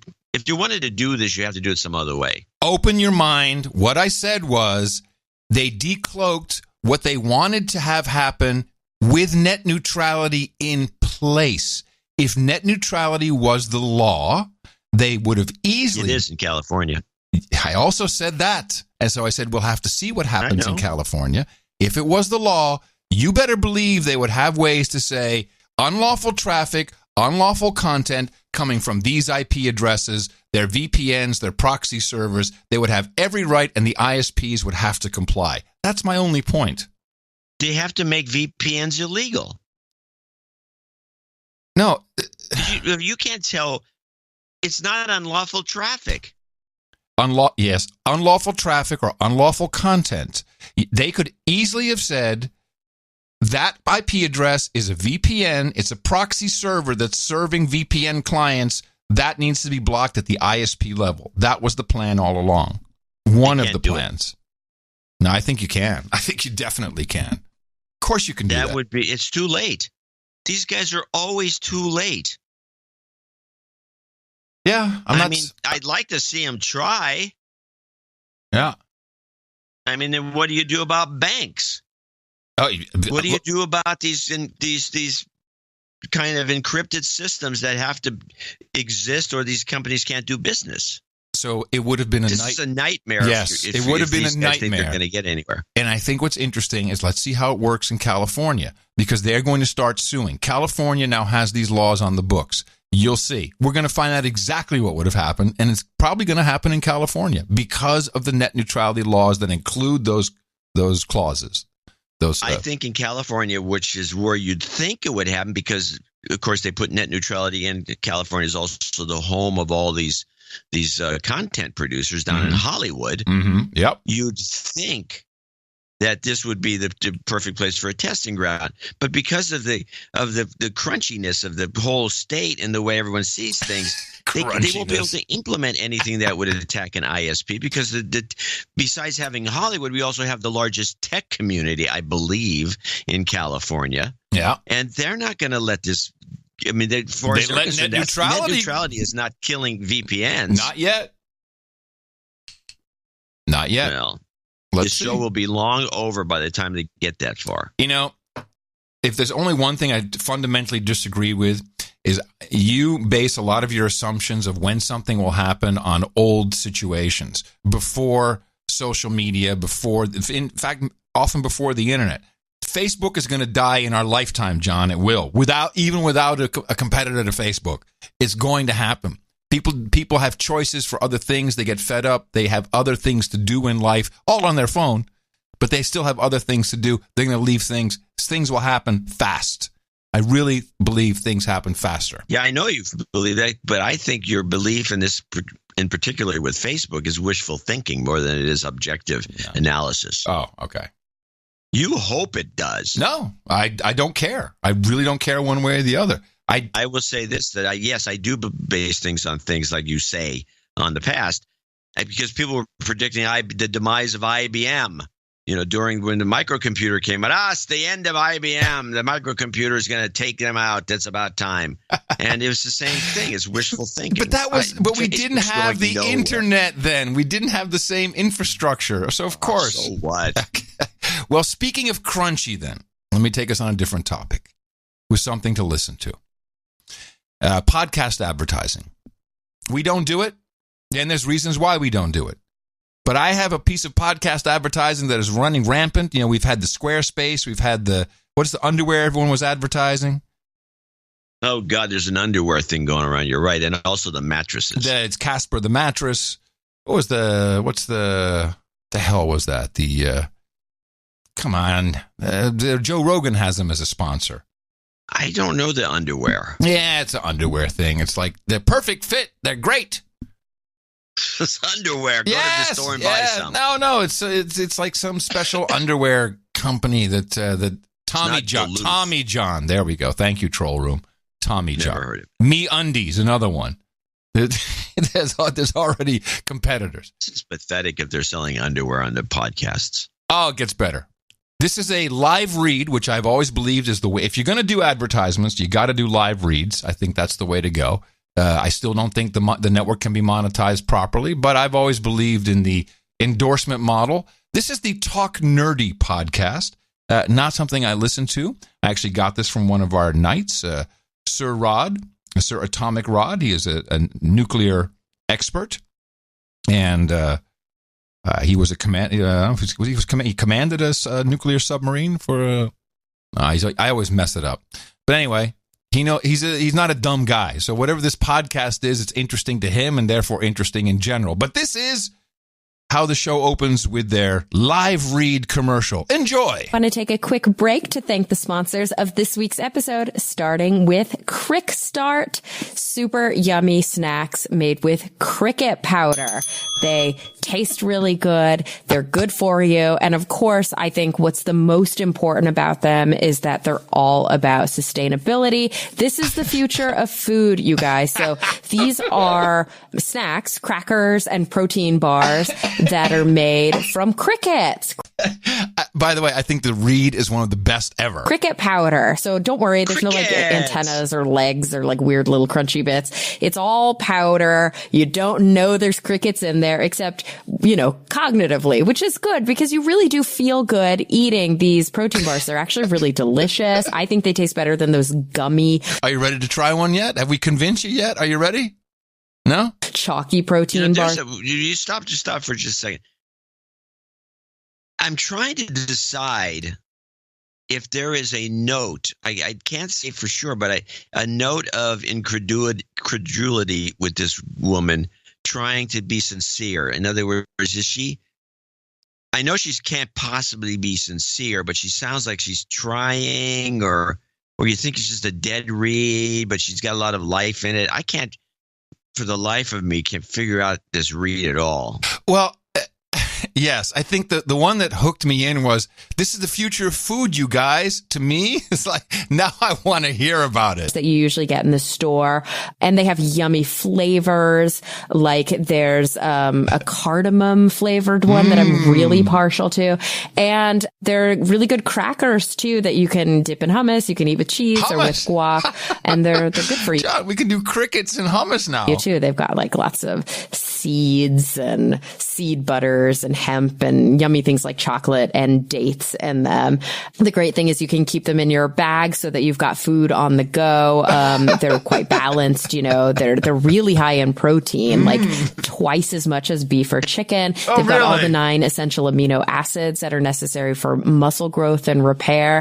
And they've got other vitamins and minerals in there so they've got the macro and nutrients and the micronutrients that macro and micronutrients. I'm learning so much from the cricket lady. That you need. But here's some fun stuff. Over 40 crickets in every bar, over 100 in every cracker bag. Don't worry, you don't notice them. They're powder. For the same amount of protein compared to beef. Remember when life was simple and we just counted the marshmallows in the Swiss Miss chocolate powder mix? Life is different now. Crickets require 12 times less feed, 2,000 times less water, thousands of times less land, and they emit 100 times less greenhouse gases. So just for that reason, you should give them a try. Yeah. All you've got to do is go to crickstart.com and you'll get 20% off of your... Whatever. I couldn't stop listening. I'm like, you can get clip of the day for that if you want it. instead of it's clip, your option. No, I have it. Instead of clip of the day, I'll do this. Order, but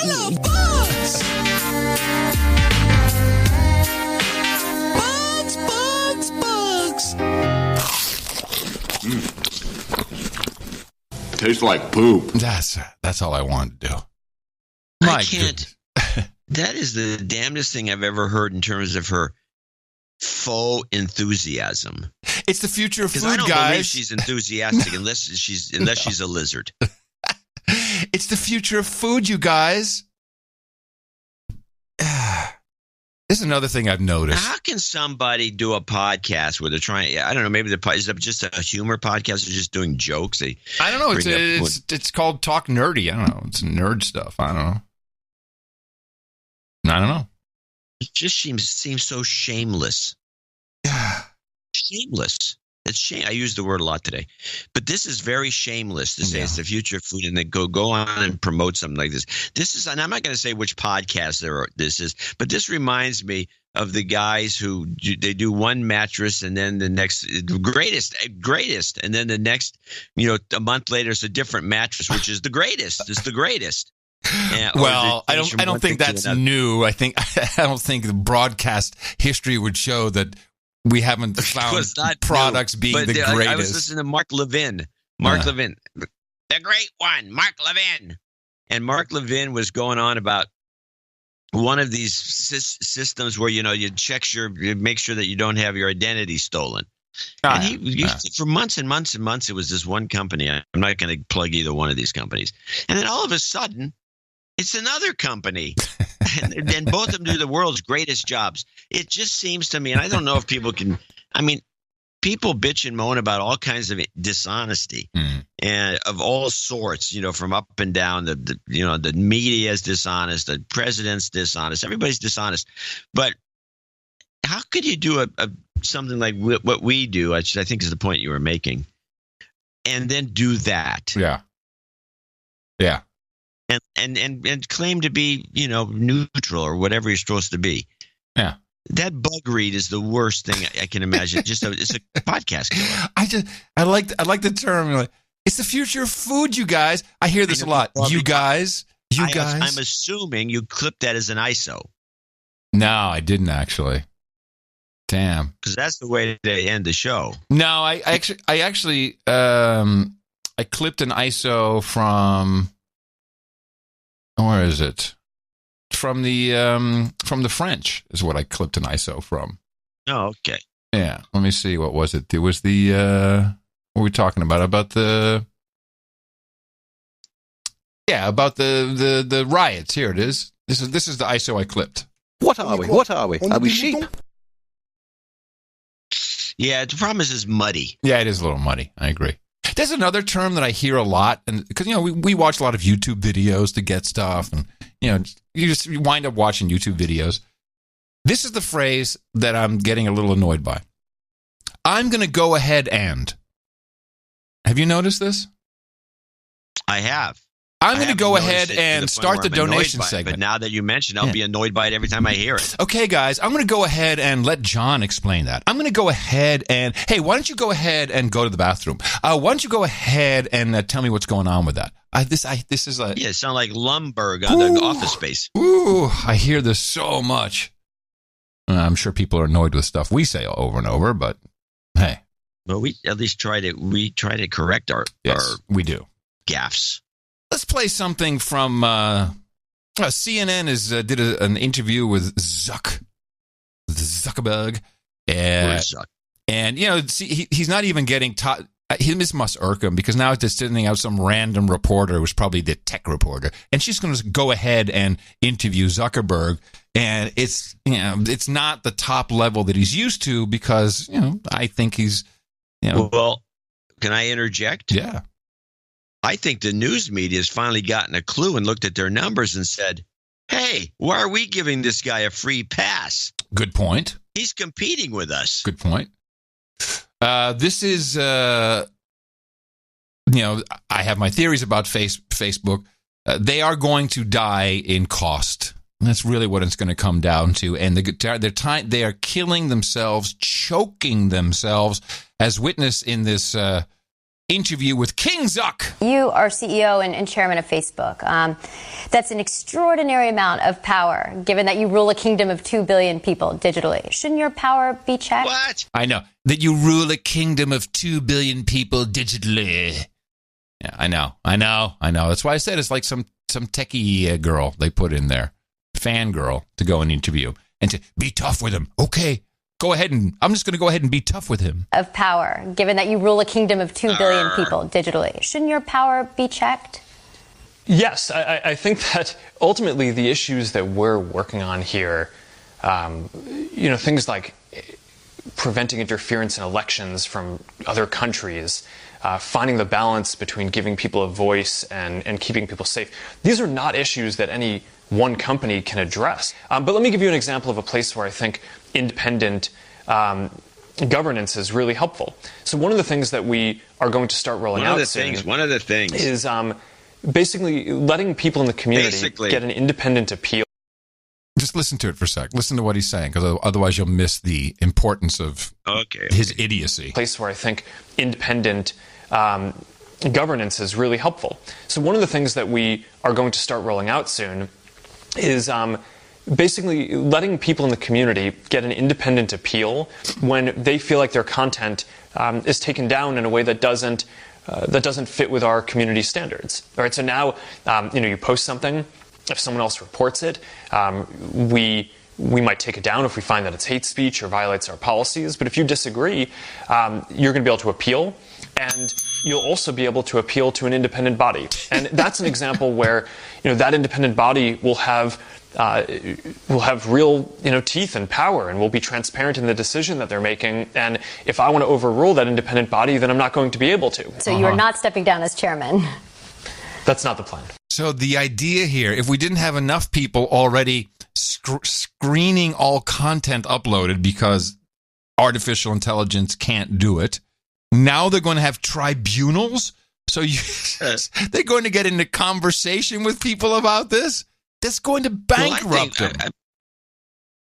Well, they'll probably try to get volunteers. But I thought the most interesting thing about this clip was the journalist who misconstrues what he had to say.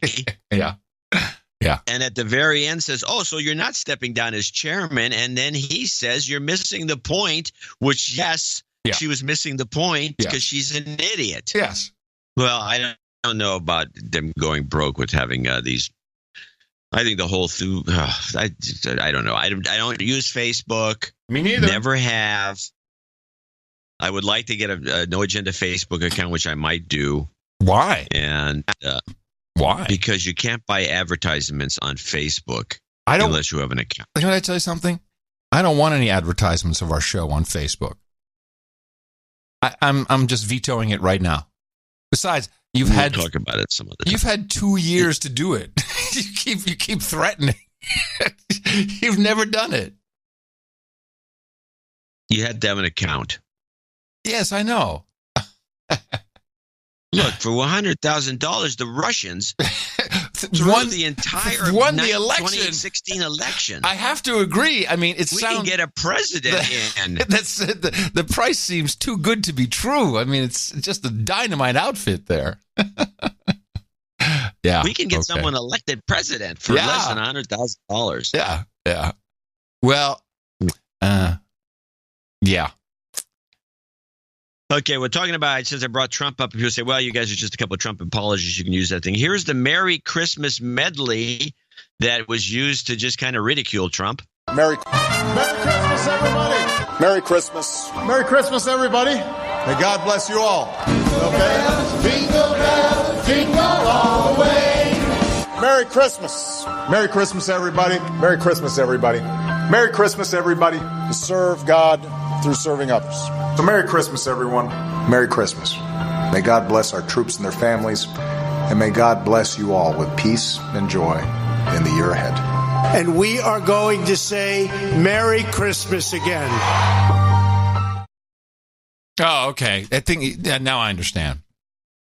I guess there was Trump was lying about us not saying Merry Christmas. Is that what the idea was of that clip? Well, that comes out of Fox. Is that actually all stems from O'Reilly, who's not even there anymore, but it's the war on Christmas, which was a bigger deal 3 or 4 years ago, and it's kind of fallen by the wayside. But Trump still uses it as a talking point. Yeah, that's incorrect because obviously commerce understands the importance of Christmas. So there's still a lot of social justice stuff going on with happy holidays, etc. But I think ultimately, the retailers it's Christmas. We just got to have Christmas and it's better for business, and no one's fighting that. Yeah, I think you're dead right. It's better for business. Why would we want to downplay Christmas when it sells so much product? Yeah. Sales. Yeah, that's what we're all about. The holiday season, because the holiday season refers to everything from the holiday Thanksgiving through New Year's. Mm-hmm. So it's a whole, weeks and over a month of buy. Yeah. Yeah. So there was a report I got from one of our millennials, and unfortunately, like everybody in the family except me, because it always results in, did you take a picture? You have a phone? You got a camera? Did you take? Oh, I forgot to take a picture. This is a very common problem I have here. Mm-hmm. I guess Whole Foods because people can't cook, they sold turkeys and they sold, whole meals in a container. You get a big giant Thanksgiving meal to go, good to go. Thanksgiving meal in a box and a bunch of dressing and gravy in a big bucket. The Whole Foods on Ashby in Albany, I guess on Thanksgiving, had a line that was close to a quarter mile long for people lined up to pick up their turkey orders that were all pre-cooked, pre-cooked meal. Really? Yeah. Huh. And apparently I was told that Amazon has been, they went with it and they started promoting it on Amazon. So you can why cook? You can get a beautifully cooked, professionally cooked meal from Whole Foods. You just have to pick it up. That'll be better than anything you can do, idiot. Yeah. Well, cooking is, of course, going by the wayside to some degree. I think the big thing now is that the Instapot. Is that what all the kids are talking about these days? The Instapot? You familiar with the Instapot? Yeah, the Instapot. Mimi told me about the Instapot about a year ago. Yeah. And I kind of looked into it, and she says that in Port Angeles, in the city council, she's a Politico up there. Mm-hmm. She says every old lady, this is not just the kids. She says every old woman raves about this thing. Oh, you've got to get one. Yeah, and it's just a pressure cooker, as far as I can tell. It's a programmable pressure cooker. Woo! Is it an Internet of Thing? I'm sure. I bet it is. I'm sure it will be. Yeah, at some point. But this is what I see. All the turn them on remotely and blow up their house. This is what I see. All the all the recipes for. Oh, and they got a great Instapot recipe. They just throw stuff into the pressure cooker. Pressure cooker. Wasn't that the 60s or 70s? They were huge. Oh no, let's go back to the Depression. Oh really? They had pressure cooker. The Depression cookers. This was one of these great tools to save energy and really cook faster, and it kept all the vitamins and nutrients in by cooking to death under steam pressure. Fantastic. Because you use steam pressure, the pressure would push the vitamins that are trying to leak out into the thing because it's a high pressure. Push it in. That doesn't sound right. That sounds like bullcrap. So everything you have is you imagine the advertiser pushing it in, not letting it get out. Yeah. And so, I'm not sure when they became super popular, but my parents had them in the 50s. They had one, and I think they were popular during the Depression. I don't know when they were invented. I'll look it up as we speak. I remember is my mom had one. Now I'm talking 70s, and they had that little valve on the top, and I was like, well, what happens if you pull that up? My mom would be like, then you'll have food all over the kitchen. Don't do it. She always warned me to stay away from it. Dead. Well, there's that. Yeah. Yeah, the pressure cooker, which is a great device. I use a Swiss pressure cooker that has 3 ways of not blowing up. A Husqvarna, no doubt. No, what is this one? It's what is this thing? A Saab? Sweet. No, I Swiss. said I'm sorry, Swiss. Swiss. I'm sorry. Swiss, yes. Swiss. Yeah. Swiss, they're not going to let anything blow up in the place. No. I don't know what but the I brand think is. the But I'm trying Instapot uses 1.5 planets of power. I don't think it's very efficient. Doesn't seem like a good. I don't know. I like cooking the regular. old pressure cookers. I remember pressure cookers. They had the relief valve on the top, and they were made out of pot iron. And then they had 2 things that on the side. You'd clamp it in. You'd clamp it down. Uh-huh. So I mean, this thing would be a real explosion if if that relief valve didn't go off. And I mean, it would blow up the house. Well, must I remind you of the Boston bombing? Yeah, well, it was pressure cookers. Bomb. Yep. But yeah, I think they were used once they were invented for the public. They were very popular because you could cook in a pressure cooker about 1/4 to 1/3 the time. Anything. It's the original microwave. The microwave is what bumped them out of the way. Hey, before we go into our break, because I was reading the Hillary Clinton interview in The Guardian, you run across The Guardian, they have a pitch. Very similar to kind of like what Wikipedia does, except Wikipedia has it at the top, and they say right off the bat, if everyone gave $1, and then we'd have enough, and we wouldn't have to beg for money. And The Guardian puts this article at the bottom about their independent journalism. And I don't know if you've seen their recent, and remember, this is The Guardian. They think that they are real news. They're truthful. They are independent. Oh, they consider themselves the New York Times. Yes, they do consider themselves the paper of record next to the New York Times. I wanted to share with you their donation pitch, which is at the bottom of pages. It's in its own little box, and I want you to listen to this and tell me if you have any issue with what they're saying. Their pitch goes as follows. Hey, you may have noticed the free press is under attack. President Trump refuses to condemn those responsible for the murder of Jamal Khashoggi. He revoked a CNN reporter's White House press pass and attacks the mainstream media at his mass rallies. The president recently praised a congressman for attacking a Guardian reporter. He has accused the American press of being the enemy of the people. In 2018, this is their pitch. In 2018, The Guardian broke the story of Cambridge Analytica's Facebook data breach. We recorded the human fallout from family separations. We charted the rise of the far right and documented the growing impact of gun violence on Americans' lives. We reported daily on climate change as a matter of urgent priority. The Guardian is editorially independent. Our journalism is free from commercial bias and not influenced by shareholders or politicians. At the time when journalists are under attack, we need your ongoing support to continue bringing The Guardian's independent journalism to the world. Support the free press by making a year-end contribution to The Guardian. Thank you. I mean, how disingenuous can you get? Wow. Yeah, I think I've seen these pitches. I never read that. That's a good read. They're full of crap, those guys. I'm going to show my support by donating to No Agenda. Imagine all the people who could do that. Oh yeah, that'd be fab. Yeah, on No Agenda in the morning. So the pressure cooker was kind of invented in 1679 by the French. Really? But became popular in home cooking around 1939. Took a while. Yeah. 300 years. Really? Interesting. And it was popularized from the 39 through the 50s and 60s and onward.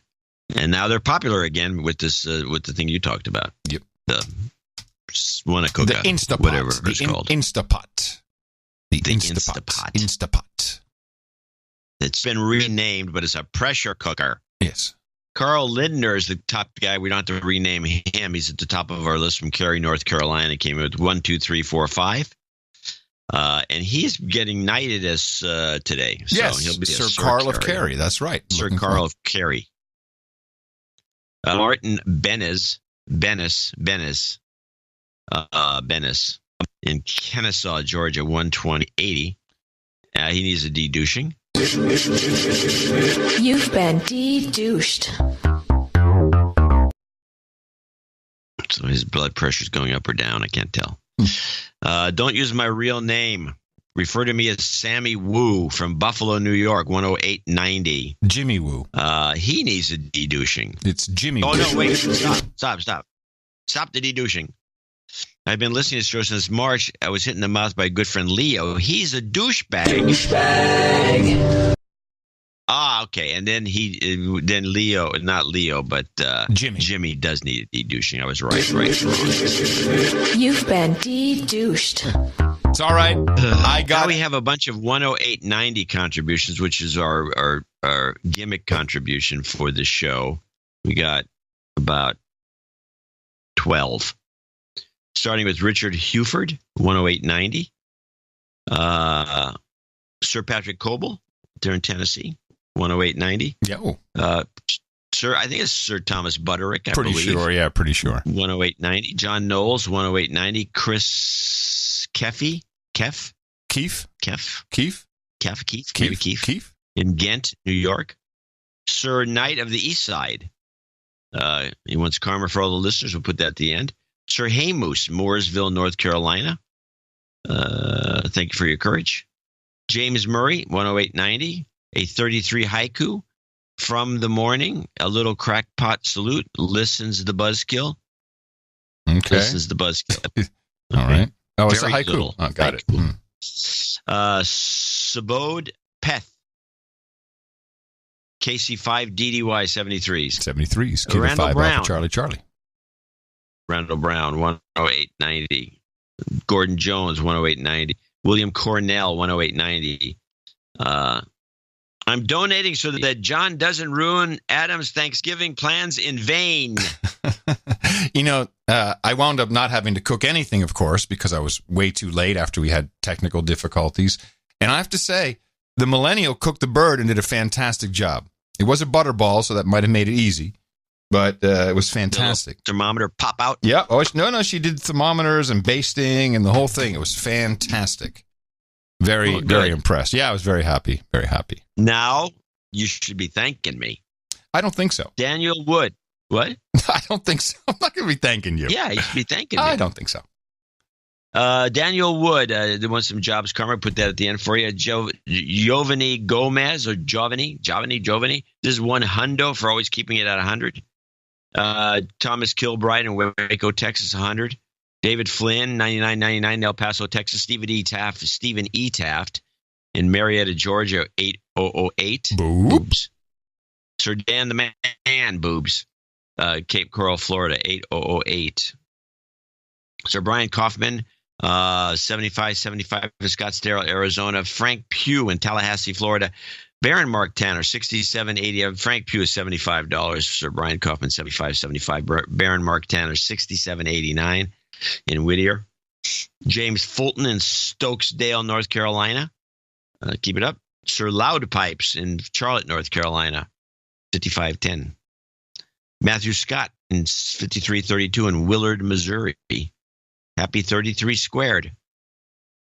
Please dole out some relationship and jobs karma. All Sir right. Chris Knight of the Vortex Ring State in Mercer Island, 51. Brian Richardson, 5069 in Aurora, Illinois. Michael Kleckner in Ewing, North Carolina. Ewing, New Jersey. Let me cough. You okay? These are all $50 donors, name and location. Here we go. When applicable. Joe Winky in Santa Rosa. The Big Ass Blonde. Hey! No, I haven't heard from her in a while. We have not heard from the Big Ass Blonde for at least a year. Yes. Well, welcome back, BAB. I forgot where she's from. We should remember. Texas. A Texas girl with a big ass. Yeah, and she's blonde. Which is not uncommon. Alexa in Delgado. Alexa Delgado, Aptos, California. Kenneth Lindbergh in Miami, Florida. And last in the fairly short list, 38 total from everyone. Very small. Mitchell Kaufman in Hillsboro, Oregon, wine growing country, 50. And we do have a note from somebody in that email that I have a couple of notes. Yeah, I have a couple of notes. Mark Annabelle wanted a jobs karma for his friend Mick, who hit him in the mouth 4 years ago on a U.S. road trip, and he's just been made redundant. That is, so we'll have jobs karma. Also, we got a night assistance request, which we like to break for our nights from Sir Snurkle, who is longtime producers and a night. Almost 6 months out of work, 7 people depending on me to pay bills. Money runs out on Christmas Day. Anyway, it's a whole long story, but he was made redundant. Companies love to fire people when that happens. But and he lives in Brisbane, but it's the Silicon Valley tech company that made him redundant just before Christmas. That's, I have to say that too is a grand American tradition. What company is it? Let's name names here. I don't know if he named the name. No, that's a problem. No, he didn't. Anyway, he's even put his CV in, so I promised I'd put the link in. He is a knight, and we'd like to help our knights out as much as possible. And, of course, we hope. Give him a job. Yes, give this guy a job. And we got some karmas for everybody. And thank you to everybody who supported this show, especially on the Thanksgiving Day version and our 33 squared. Typically, these are very low number days, but we're glad that someone showed up. Thank you very much. Also, everyone who came in under $50. Typically, reasons of anonymity, but we also have those subscriptions. Take a look at them. You can find them all at Dvorak.org/NA. Jobs, jobs, jobs, and jobs. Let's vote for jobs. You've got karma.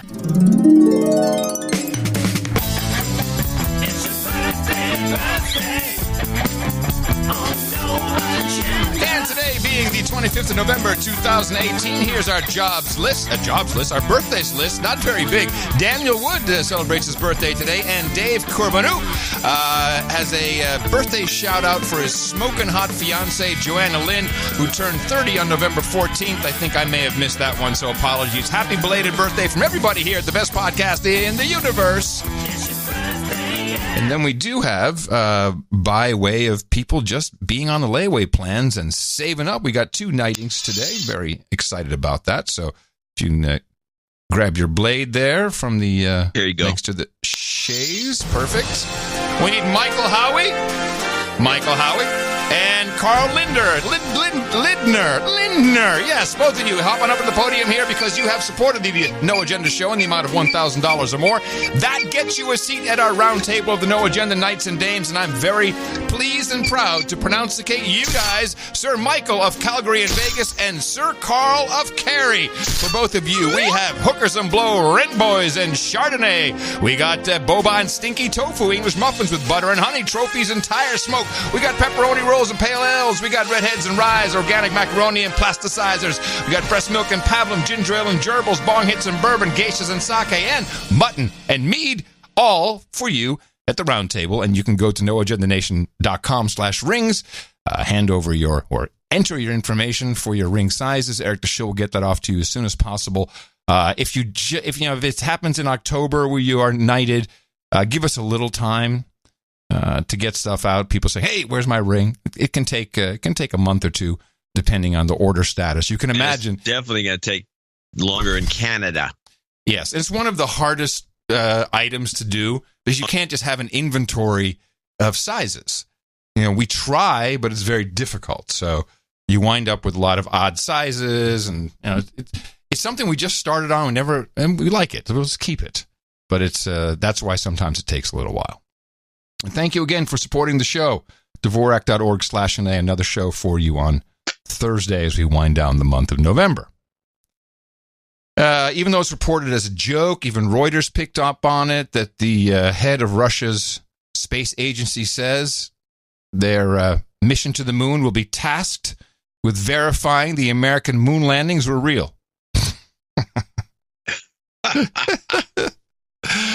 I like that. Hoax. Rogozin was responding to a question about whether or not NASA actually landed on the moon nearly 50 years ago. He appeared to be joking, says Reuters, as he smirked and shrugged while answering, but conspiracies surrounding NASA's moon missions are common in Russia. Where does that put me on the spectrum? Russian. I'm a Ruski. Must be a Ruski. I have a couple other things. Oh, yes. BBC Click did a little piece about artificial intelligence. We love artificial intelligence that will be used to understand if a crowd is getting too rowdy. The story kinds of it explains it. At the end of the day, what we want to be able to do is to take a training set where you have some audio acoustical characteristics and knowing what the crowd was doing or how the crowd was responding. Oh, yeah, it's great. We have to teach the computer to say that was the crowd cheering versus that was the crowd booing. See, they have to know when to turn on the automatic water cannon. That's what this segment is about. Once we have that training set, then the computer can go through the recordings and then look for those types of responses in the acoustic data. And then you basically have a model for classifying different crowd sounds. When you get to different types of events, say it's going back to the original thoughts of things like political rallies, you may have more chanting going on. But again, a person chanting versus a person cheering versus a person booing, they should all sound acoustically similar. And so we think that studying the problem of sporting events should transfer into other type of crowd type events. So supposing it's a political rally and maybe things start off and the crowd is overall quite happy, but things are beginning to slide into something a bit more hostile. I just wonder if the hope is that the computer system will pick up that hostility and give an early warning, perhaps pick up on it before the human beings do. That would be the goal. The goal would be able to create an early warning system for security or peacekeeping that would allow the computer to essentially determine that the crowd mood is changing. And perhaps there would be triggers in that to say, okay, this has the potential for becoming violent. So flip on the microwave, nuke the fuckers. That's where all of this is going. You can't have somebody watching and just determining one thing or another. No. Well, tell me if this is happy or if this is hostile.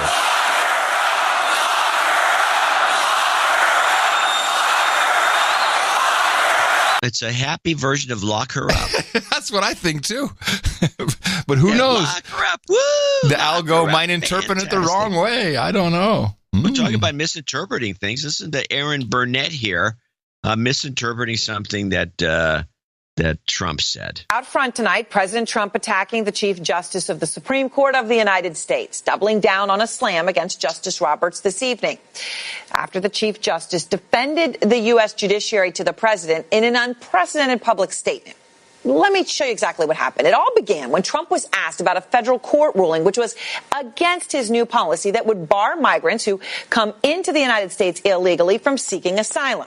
Here's what the president said about the ruling. Well, you go to the Ninth Circuit, and it's a disgrace, and I'm going to put in a major complaint. This was an Obama judge, and I'll tell you what, it's not going to happen like this anymore. Okay, that sure sounds like a threat. Okay. That's what she sees as a threat? Does that sound like a threat to you? Well, yeah, that he's going to put in a major complaint. Yeah. I'm going to write a nasty note to the Times. Ooh, that's a threat to her. Aaron Burnett is really she does a lot of eye rolling, head shaking. It's pretty unprofessional. I can't watch. I used to watch her a lot. I liked her, and now it's just everything. Just eye roll, head shake. It's starting to her dysfunction or dystopia, whatever it is that she's exhibiting, and stuff like this, is starting to show up on her face. Interesting point. She's, losing some of her collagen, cheery looks. Yeah, collagen. Collagen. That would be it. Collagen. Yeah, it's collagen. It's drooping. It's the horrible puppet mouth.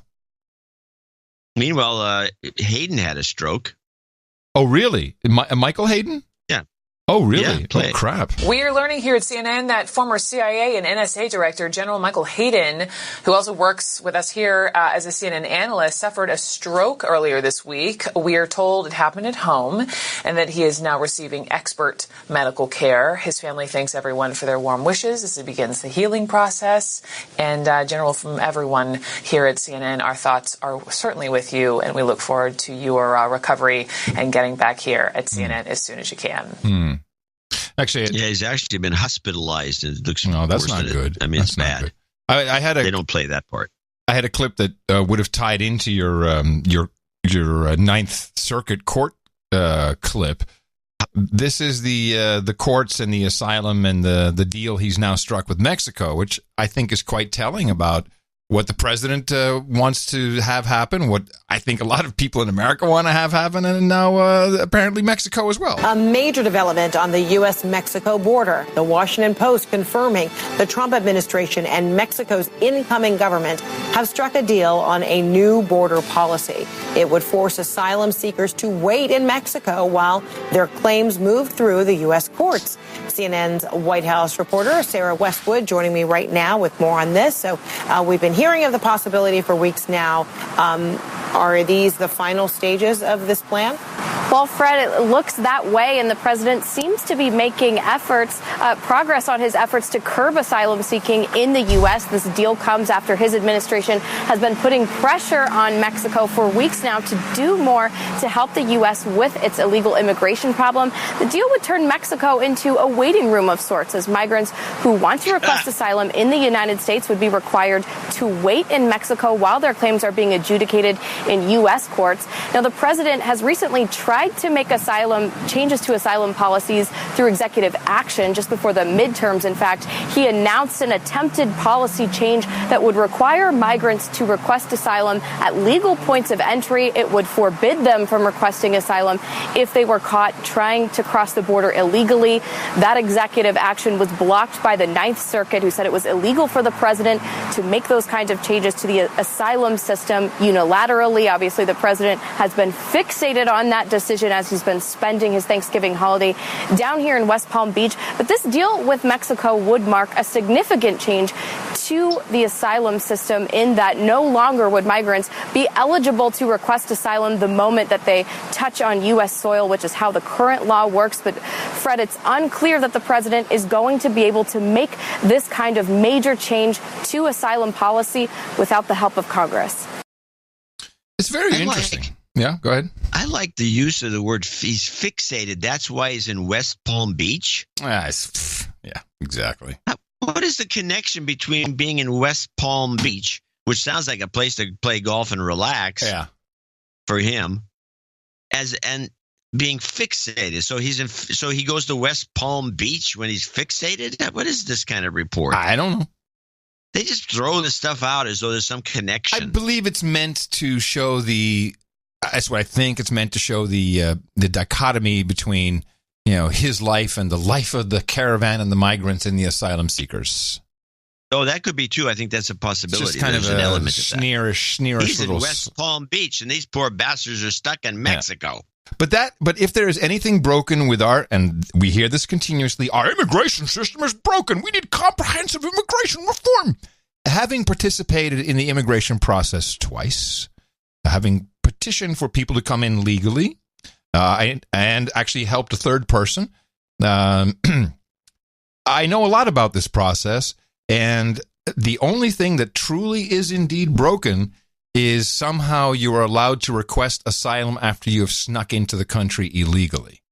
That's the part it's a very small change. You fix that, you fix a lot. That's the only thing. And, why it doesn't happen is a whole nother story. Because we know we want amnesty. We want cheap labor in California, especially. It's not just California, John. It's really everywhere. The cheap labor, it's quite despicable. When you see the we don't talk about it enough. When you see the organizations that deal with asylum, not with migrants, asylum, and the billions of dollars they receive from government. And these are religious organizations, and they all have placement, and they all have deals with, that's why they wanted to send a lot of the was it Syrians, I believe? The Syrians or Libyans, they wanted them to go to Detroit. Now, there was some Syrians. Wasn't that the Obama thing? I thought that was Minnesota. They were sending them to Minnesota. I know they're sending Somalis to Minnesota. Yeah. I mean, it's a work program. It's a work program, but it just seems so disingenuous. No, it is disingenuous. It doesn't seem disingenuous. It is. And I think the original ruling should stand. If you want asylum, then you go to an asylum station at a port of entry. That's how it works. Well, yeah, no, they don't. The Ninth Court didn't see it that way. What is new Interpol? Can you wait? I have a question. Huh? I have no idea what the Ninth. I don't know why it's important. Is the Ninth Circuit Court an important court? Is it the last one before the Supreme Court? I don't understand the system. No. Can you give a synopsis, a short synopsis? It's one of those appeals courts. There's a bunch of them around the country, and they like to funnel if it's like an issue that's going to where you want an outcome that favors the progressive left-wing ideologies. You try to send it to the Ninth, although the Ninth Court. Because the Ninth Court it's a California, I think it's in San Francisco, around here somewhere, I think. But it's very liberal, and they always come up with these crazy ideas, and they hate Trump. It's a perfect court for them. Is it all West Coast, the Ninth Circuit? Is that the idea? Ninth Circuit is West Coast? So. Yeah. Okay. But do they have more power than, I don't know, the Fifth Circuit or the First? No. Oh, okay. But you don't go from circuit to circuit. That's the one you go all your regular court system, and then an appeal gets bounced to the Ninth, and then it goes to the Supreme Court after that. It doesn't go anywhere else. Are these circuit numbers, are they mapped to FEMA regions? I don't know that, but I don't think so, but it's possible. Yes, FEMA Region 9, Arizona, California, Hawaii, Nevada. Pacific. Maybe there's some coincidental thing there going on. Maybe it's not so coincidental. Huh. The other big one is the D.C. Court of Appeals, which doesn't have a number. Right. Which is where the rapist went. That's where he was the judge. the rapist? Oh, Harvey Weinstein? Or Bill Cosby? No, not him. No, he wasn't a judge. Which other? Oh, the judge rapist.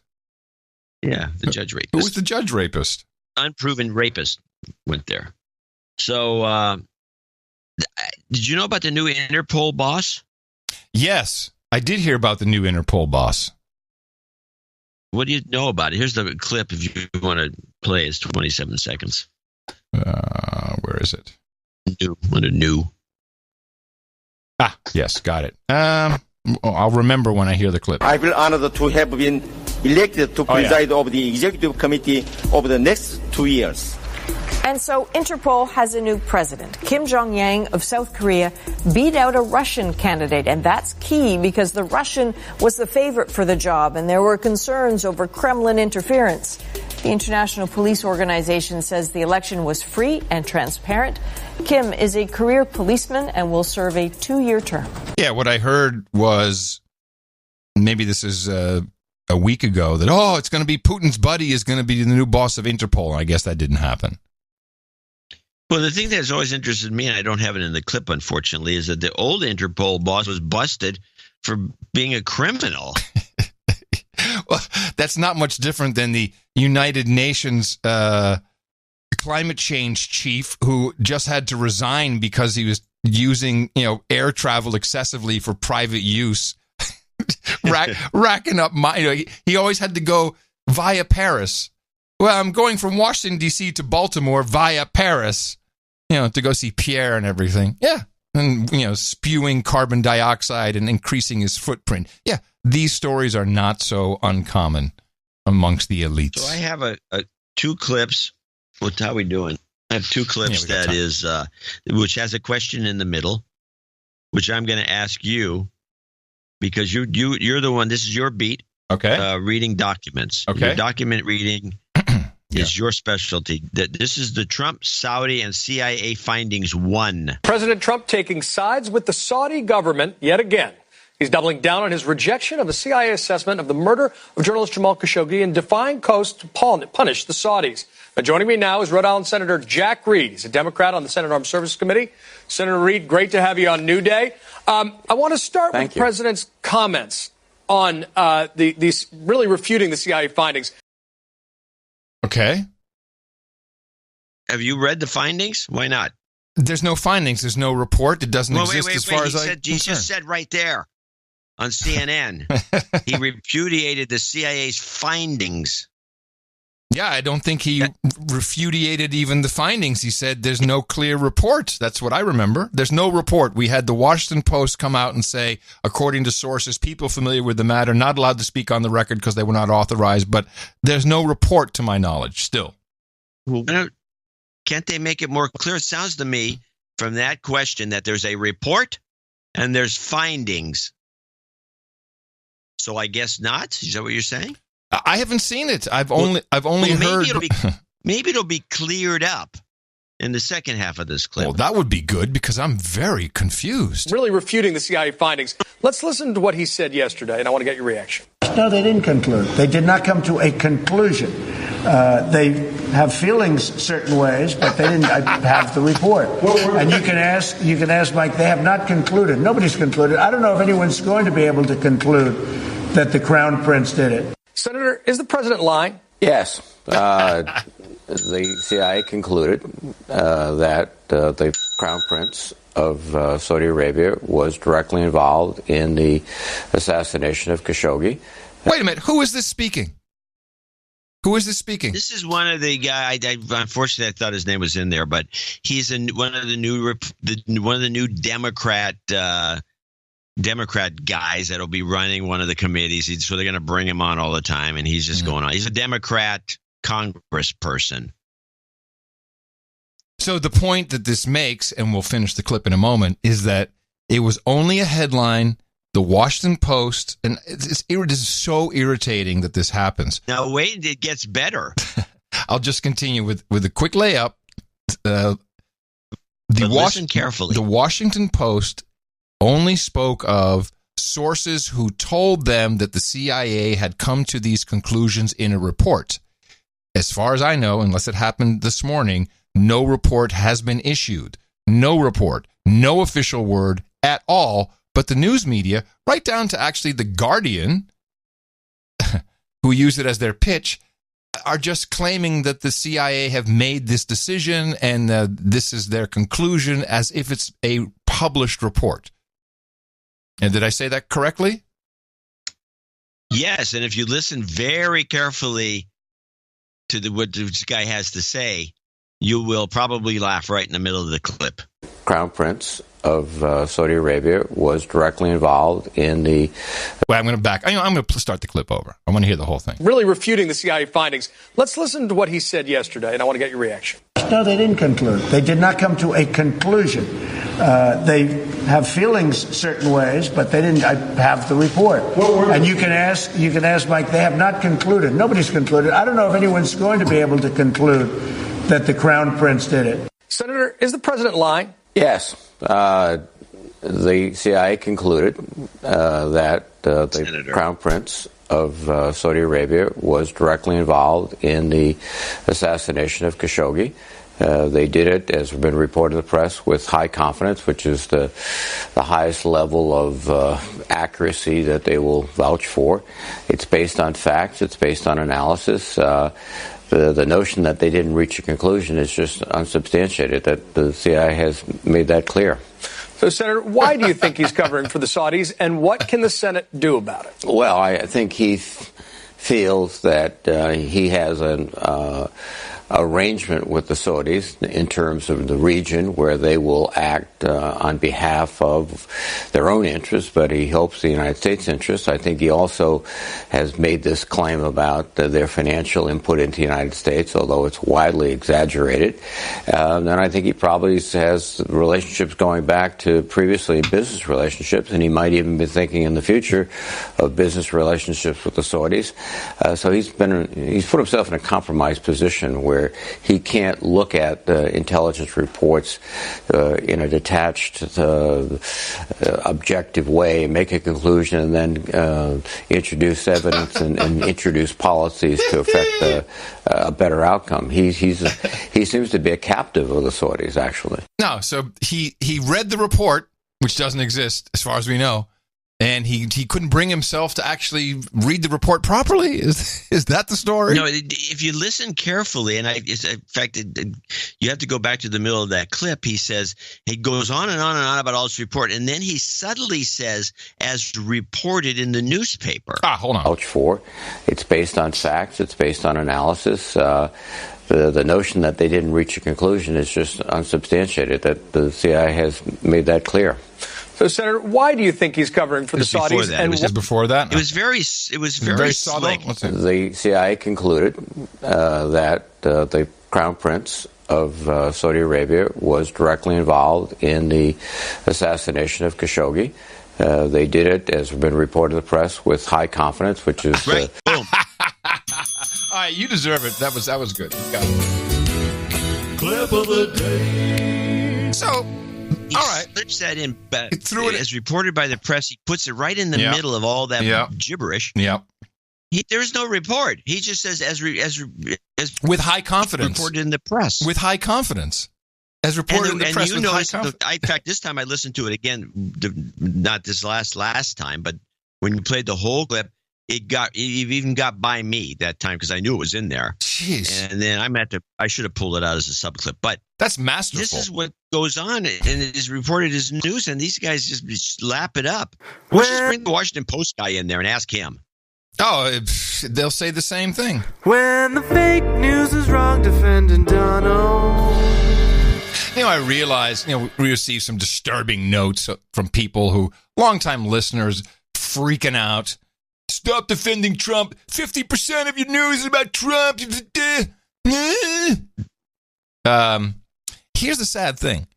For 9 years, I'll make it 8. For 8 years, we have essentially been showing you how the media worldwide is bogus. We never used the word fake news. It was bogus. We even used bogative.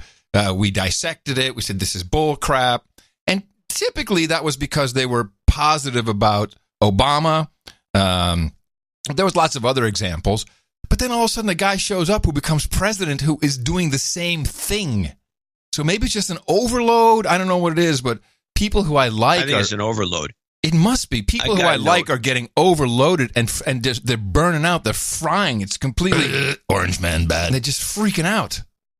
I got a note saying you should, if you're going to do all this, you say it's news deconstruction, but if you're going to do that, why don't you take apart some pro-Trump stories? And I'm thinking, what? From a blog? Yeah, from Breitbart. Where's the pro-Trump stories to take apart? Yeah, we take apart Fox News. We don't even pay much attention to them.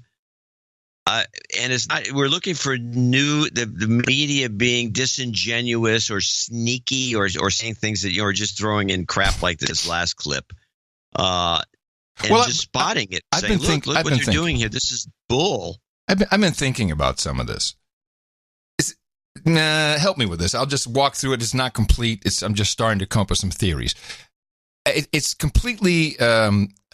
It's not an issue for me or you or anyone to bring up the theory that we may be living in a simulation. This has been declared by people who are adored by left, right, center, and everywhere. Elon Musk, Jeff Bezos, Bill Gates. They all say it's possible that we're living. It's actually highly likely we are living in a simulation. So this is not a crackpot theory. This is something that we can talk about. You can't scoff at me for what I'm about to say. If it's true that we're living in a simulation, which it may very well be so, I think you have to look at it, as an extrapolation, just like the fern plant. The leaf is made up, looks like a fern. So we're clearly creating a derivative of some simulation, and we have simulation all around us. And I'm going to take one example where I think this is taken. Now, I want you to be serious and listen. Don't be theraminning me. Just listen. I left the Reddit. I'd never been on Reddit. I used to be in the Reddit group around May. May was April. and I left the Reddit group, and I really didn't look at it. I went back a couple months later because they were doing something interesting, which I appreciated. They would take the episode and they would post the episode and people would comment on that episode. And of course, it was all very, about how we're horrible and we defend Trump. And it doesn't matter. I mean, it was interesting because there's an episode and they're talking about what we talked in specific pieces. And sometimes there's maybe some valid points. And so to me, although I didn't participate in the conversation, I would read that. This stopped. And it just became a group where a story about Trump would be posted. And then the same 3 or 4, Nick's handles would, basically goes like this, post something about Trump and then say, no agenda will never talk about that. With that exact voice. That's the exact voice, actually. Orange man bad. So that stopped. And I couldn't figure out, why did they stop doing it? Is that because I'm not participating? I think that's a lot of it. If I say, hey, I agree, disagree, then, you get a whole crowd jump and people start to post. I was able to, now correlation is not causation, but we had excellent transcripts for a while, which were being done through, I believe, the Amazon transcription engine by our buddy Tom Clogwog in Australia. And he has a website, NA Translations, natranslations.online, and he even made them in OPML, so they were completely machine readable, and I'd put them in the show notes, just testing it out. And they were actually quite good transcripts. That when we started doing that, that's when they started posting entire deconstructions of pieces of the show. Because of the Amazon only gives you so much free, and we have such, our content is so long that Tom could no longer use the service because now it would start to cost money and it's really expensive. So we're using now the YouTube transcription engine, which is cute. It sucks balls. It's just no good. I mean, it's very, very, very poor, certainly compared to what we had. The correlation is that those deconstructions of each episode of the show stopped appearing on Reddit. So if we're in a simulation, I think it is very possible that these names is like, I forget, it's Aaron Van and Hartwell Schwarkwell and whatever. They're like 3 different people on Reddit who post the whole day. They're just posting stories. They no longer have the access to the transcript, so they don't really know what we're talking about. And now they're just going out trying to find something and literally just posting a no agenda show sucks next to each thing. So I think that the people on Reddit in the Reddit group are actually very sophisticated bots, but limited in scope. Kind of like, they can't really do much more than what they're doing right now without the proper input. And I'm starting to look at a lot of people who I only know through either Twitter or even email. I think that a lot of these just are little bots spun up just to, maybe I did it myself in my own simulation, but they just kind of interact with the world. But you can do things that will stop their programming. So you can like a Control-C on some of them. And I've had some small successes with it, particularly with some email conversation we had recently, which we don't need to get into. But after you said, go argue with Adam, thanks, bro. That was nice. That was like the shittiest thing you could do to me. Why? He's going to argue with somebody. He might as well argue with you because I wasn't going to argue with him. Anyway, I really think that it is possible that in some cases, everyone has a coalition of bots around them, whether it's on your social media, wherever it is, and you have to look out for them, and you'll see that they are doing the same thing over and over again. Maybe with the people who troll you on Twitter, it's beyond just like a Russian bot. It's really sophisticated in the simulation. Well, if that's true, I wish they'd give us more money. This is the only thing I haven't figured out yet. How do we hack the bots into accessing a PayPal account and sending us some cash? Well, it's not going to be Control-C. I'm surprised that you actually went back to that Reddit thing. But you're definitely right about it, if what you say is true, that they were just basically stealing or doing word searches on a larger, which is doable. A bot could do that. Do a word search on a very well done transcript. You could find stuff in there, it'd be kind of funny.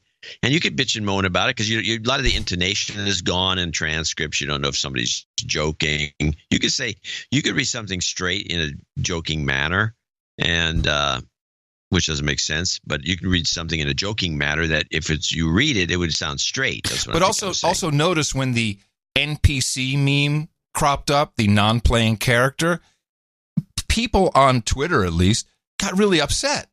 Like you can't, and I think that those were mainly simulations. It makes no sense to have your world filled with real people online. It's got to be it's just to get a bunch of bots and simulations that are all running around. Maybe I have a copy of myself that is in your world. I don't know, but it's kind of mind blowing when you see that. To me, the correlation was interesting that we started providing. Well, yes. I think the general notion that we're all in a simulation is nonsense, but the idea that perhaps a lot of the followers you have on Twitter, for example, I keep seeing them. They're following me. They chime in every once in a while.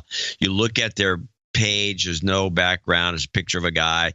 He's very vague generalities about him. He's got 60 followers, maybe 4 followers, maybe 1 follower. I definitely think those are all bots. Yeah, but that's just a bot within the simulation world. I mean, there's a level higher. I know you're not buying it. I know you're not buying it, but I'm just saying, I am looking into this and I am trying to find ways where I can manipulate the behavior of these bots, and I'm having some success. I will report back. I'm very excited about. Okay, well, you keep doing that. I can attribute I believe the whole thesis, and I would put Elon at the top of the thing, because there is a commonality between everybody who has this simulation thought, and I think it really does connect to the better quality of the pot being sold in California largely. And that's where I get my pot from, so that makes sense. It is the true red pill of the Matrix. Kush. I mean, this stuff is nasty. Oh, it's not nasty. It's dynamite. Yeah, dynamite. Well, we got. I got the last thing I think is kind of funny from the CBC is the Toy Story teaser, which apparently Toy Story, I guess, since Lasseter left and all the rest of it, they can't get this movie finished, the newest Toy Story, and so they try to make. You know about this? No. Isn't that this? Wasn't Steve Jobs instrumental in that, and Pixar and all that? Yeah, no, he was, but this Lasseter was the genius at Pixar. Okay, and they rousted him for being that's right. He was a hugger. He hugs too much. Over-hugging, yes. The hugger. The over-hugger. So they got rid of him. Now they can't get this movie finished, and so they have fake controversies like this, which is the Toy Story teaser, which you can all go watch. And the CBC has noticed that it's become very controversial because of a new character. I'm not a toy! Okay, so this is the point where all of our viewers turn to themselves and say, what are they playing? What are they talking about? What channel am I on? Okay, so this was a teaser, obviously, for Toy Story 4 that just came out this week. The movie itself comes out next summer. But let me try to explain what you saw there. So that was Forky. He is a spork kind of turned arts craft who clearly is a toy, but doesn't want to be a toy, doesn't think he's a toy, but the other toys think he's a toy and want him to be a toy and want to take him on their toy adventures. So, I mean, we're talking about a kids movie, for crying out loud, but kind of, boy, like what a premise for our time. I think we're in a time where we're constantly trying to define or redefine everything, right? We're talking about labels all of the time and pronouns all the time. What is a asylum seeker? What is an illegal alien? What is a male or female? Or are those things important, right? So we're always constantly trying to define things. And so I looked at the trailer and I'm like, are they trying to tell me something? Is Pixar trying to have a bigger statement for the parents? Because those movies are great because the parents often get something from it and the kids obliviously are just watching cartoons. And so it sounds like you're happy that they're taking this on. And Sarah, I mean, you're a new mom. Yeah. You just had a baby. Do you see this as being, I guess, a springboard for conversations that you might have? Oh, boy. Hollywood is lost. Let me give you the premise of this. Yeah. So they have this trailer, and then at the very end, there's this spork with a face drawn on it, who is objecting, saying he's not a toy. And I should have clipped that as an ISO. Maybe I'll get it later. I'm not a toy. But he's caught up in this toy world, and he's bitching and moaning about it because he can talk. And so now it's become a big point of controversy amongst the pundits at the CBC because, well, maybe it has to do with transgenderism or something. Yes, there we go. We needed some of that. Because he's not really a toy, but he is a toy, so he thinks he's a toy. He self-identifies as not a toy, but they're all identifying him as a toy. It's a huge controversy, and the movie won't be out for a year. The pre-promotion is rocking. All right, everybody. And you can take that to the bank. Remember, we're all just living in Elon's simulated world. We shall return on Thursday with another episode of the best podcast in the universe. You never know what's going to happen between then and now, but we'll do our darndest to break it down for you.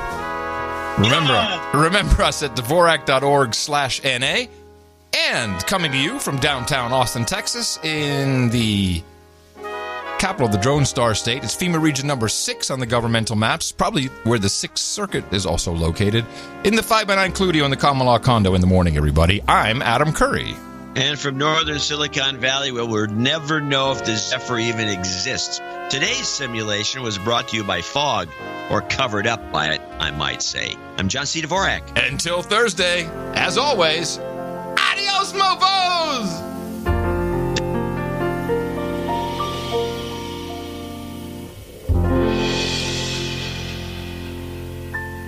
When the fake news is wrong, defending Donald. Donate to a no agenda. They give ushers week after week. Donate to a no agenda. It's a show that's really unique. Donate to a no agenda. Listen to John and Adam speak. Donate to a no agenda. Science is turning into a clique. WTC 7 won't go away. I know a lot of people want to send blankets or water. Just send your cash. I know a lot of people want to send blankets or water. Shut up, just send your cash. We just need cash. I know a lot of people want to send blankets or water. Just send your cash. Well, it turns out he wasn't never going to meet the Pope. Raw meat. Raw meat. Raw meat. Hope it turns out he wasn't never going to meet the Pope. Raw meat. Raw meat. Raw meat. There are rules within the world, so you kind of have to follow them. There are rules within the world, so you kind of have to follow them. There are rules within the world, so you kind of have to follow them. His advice is something I can't even, it's so obscure, I can't read the name of this thing. It's, I guess, a steering committee or something for giving advice to the Pope. He fell for it. He fell for it. The Pope wanted to kiss the rib. I think he got it. He believed he was going to meet the Pope. It turns out he wasn't never going to meet the Pope. Within the world, so you kind of have to follow them. A little hard. Did he ever actually meet the Pope? This is the joke of it. He was never going to meet the Pope. This is some guy you play isomatic. Okay. That guy. I heard that guy. Mario.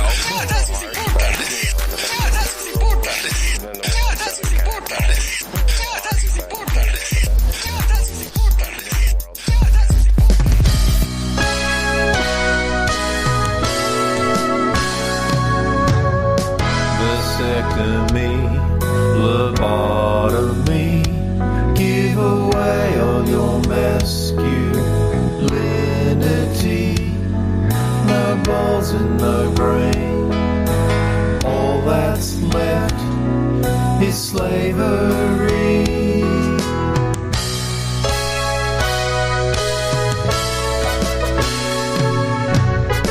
Look, John, stop spreading fake news. A vasectomy does not involve cutting your nuts off, because, then I'm going to have to listen to Brian Brushwood complain to me for another 5 years. Doesn't know you know what it is. Please tell all the newcomers your theory. I discovered a book in the 1920s that I still have a copy of, and it's a talk about certain medical procedures. And vasectomies are not new, and they were used in the 20s as a youth fix. It would make you. The vasectomy was men were told, get a vasectomy and you'll look younger. It's like the another one that came along some years later was the lobotomy. Yeah. There was actually a faddish thing, and there was apparently some guy in Central Park that would give you can get lobotomies without having to really go into the doctor's office. They would slip a needle behind your eyeball, and the thing was, I guess it was curved a certain way they could actually nick and cut off the little piece of the brain that hooks the front to the back. And since this was done to, I don't know, middle-aged guys, I'm not sure what the ages were, but I started noticing this with men who had had vasectomies, and I will say this, not all of them, but most of them start to look a little bit like an old lesbian. And so as if there's a uniform lesbian look. There is, I think. And at least I think that there's a uniform lesbian look. I just think it's the Chris Hayes look. That's pretty much it.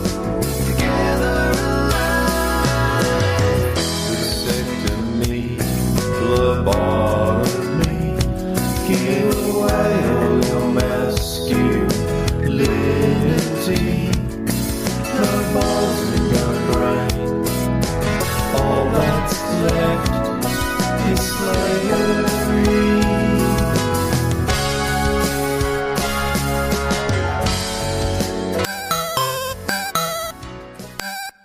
The best podcast in the universe. Mofo. Dvorak.org/NA. What are we? What are we? Are we sheep?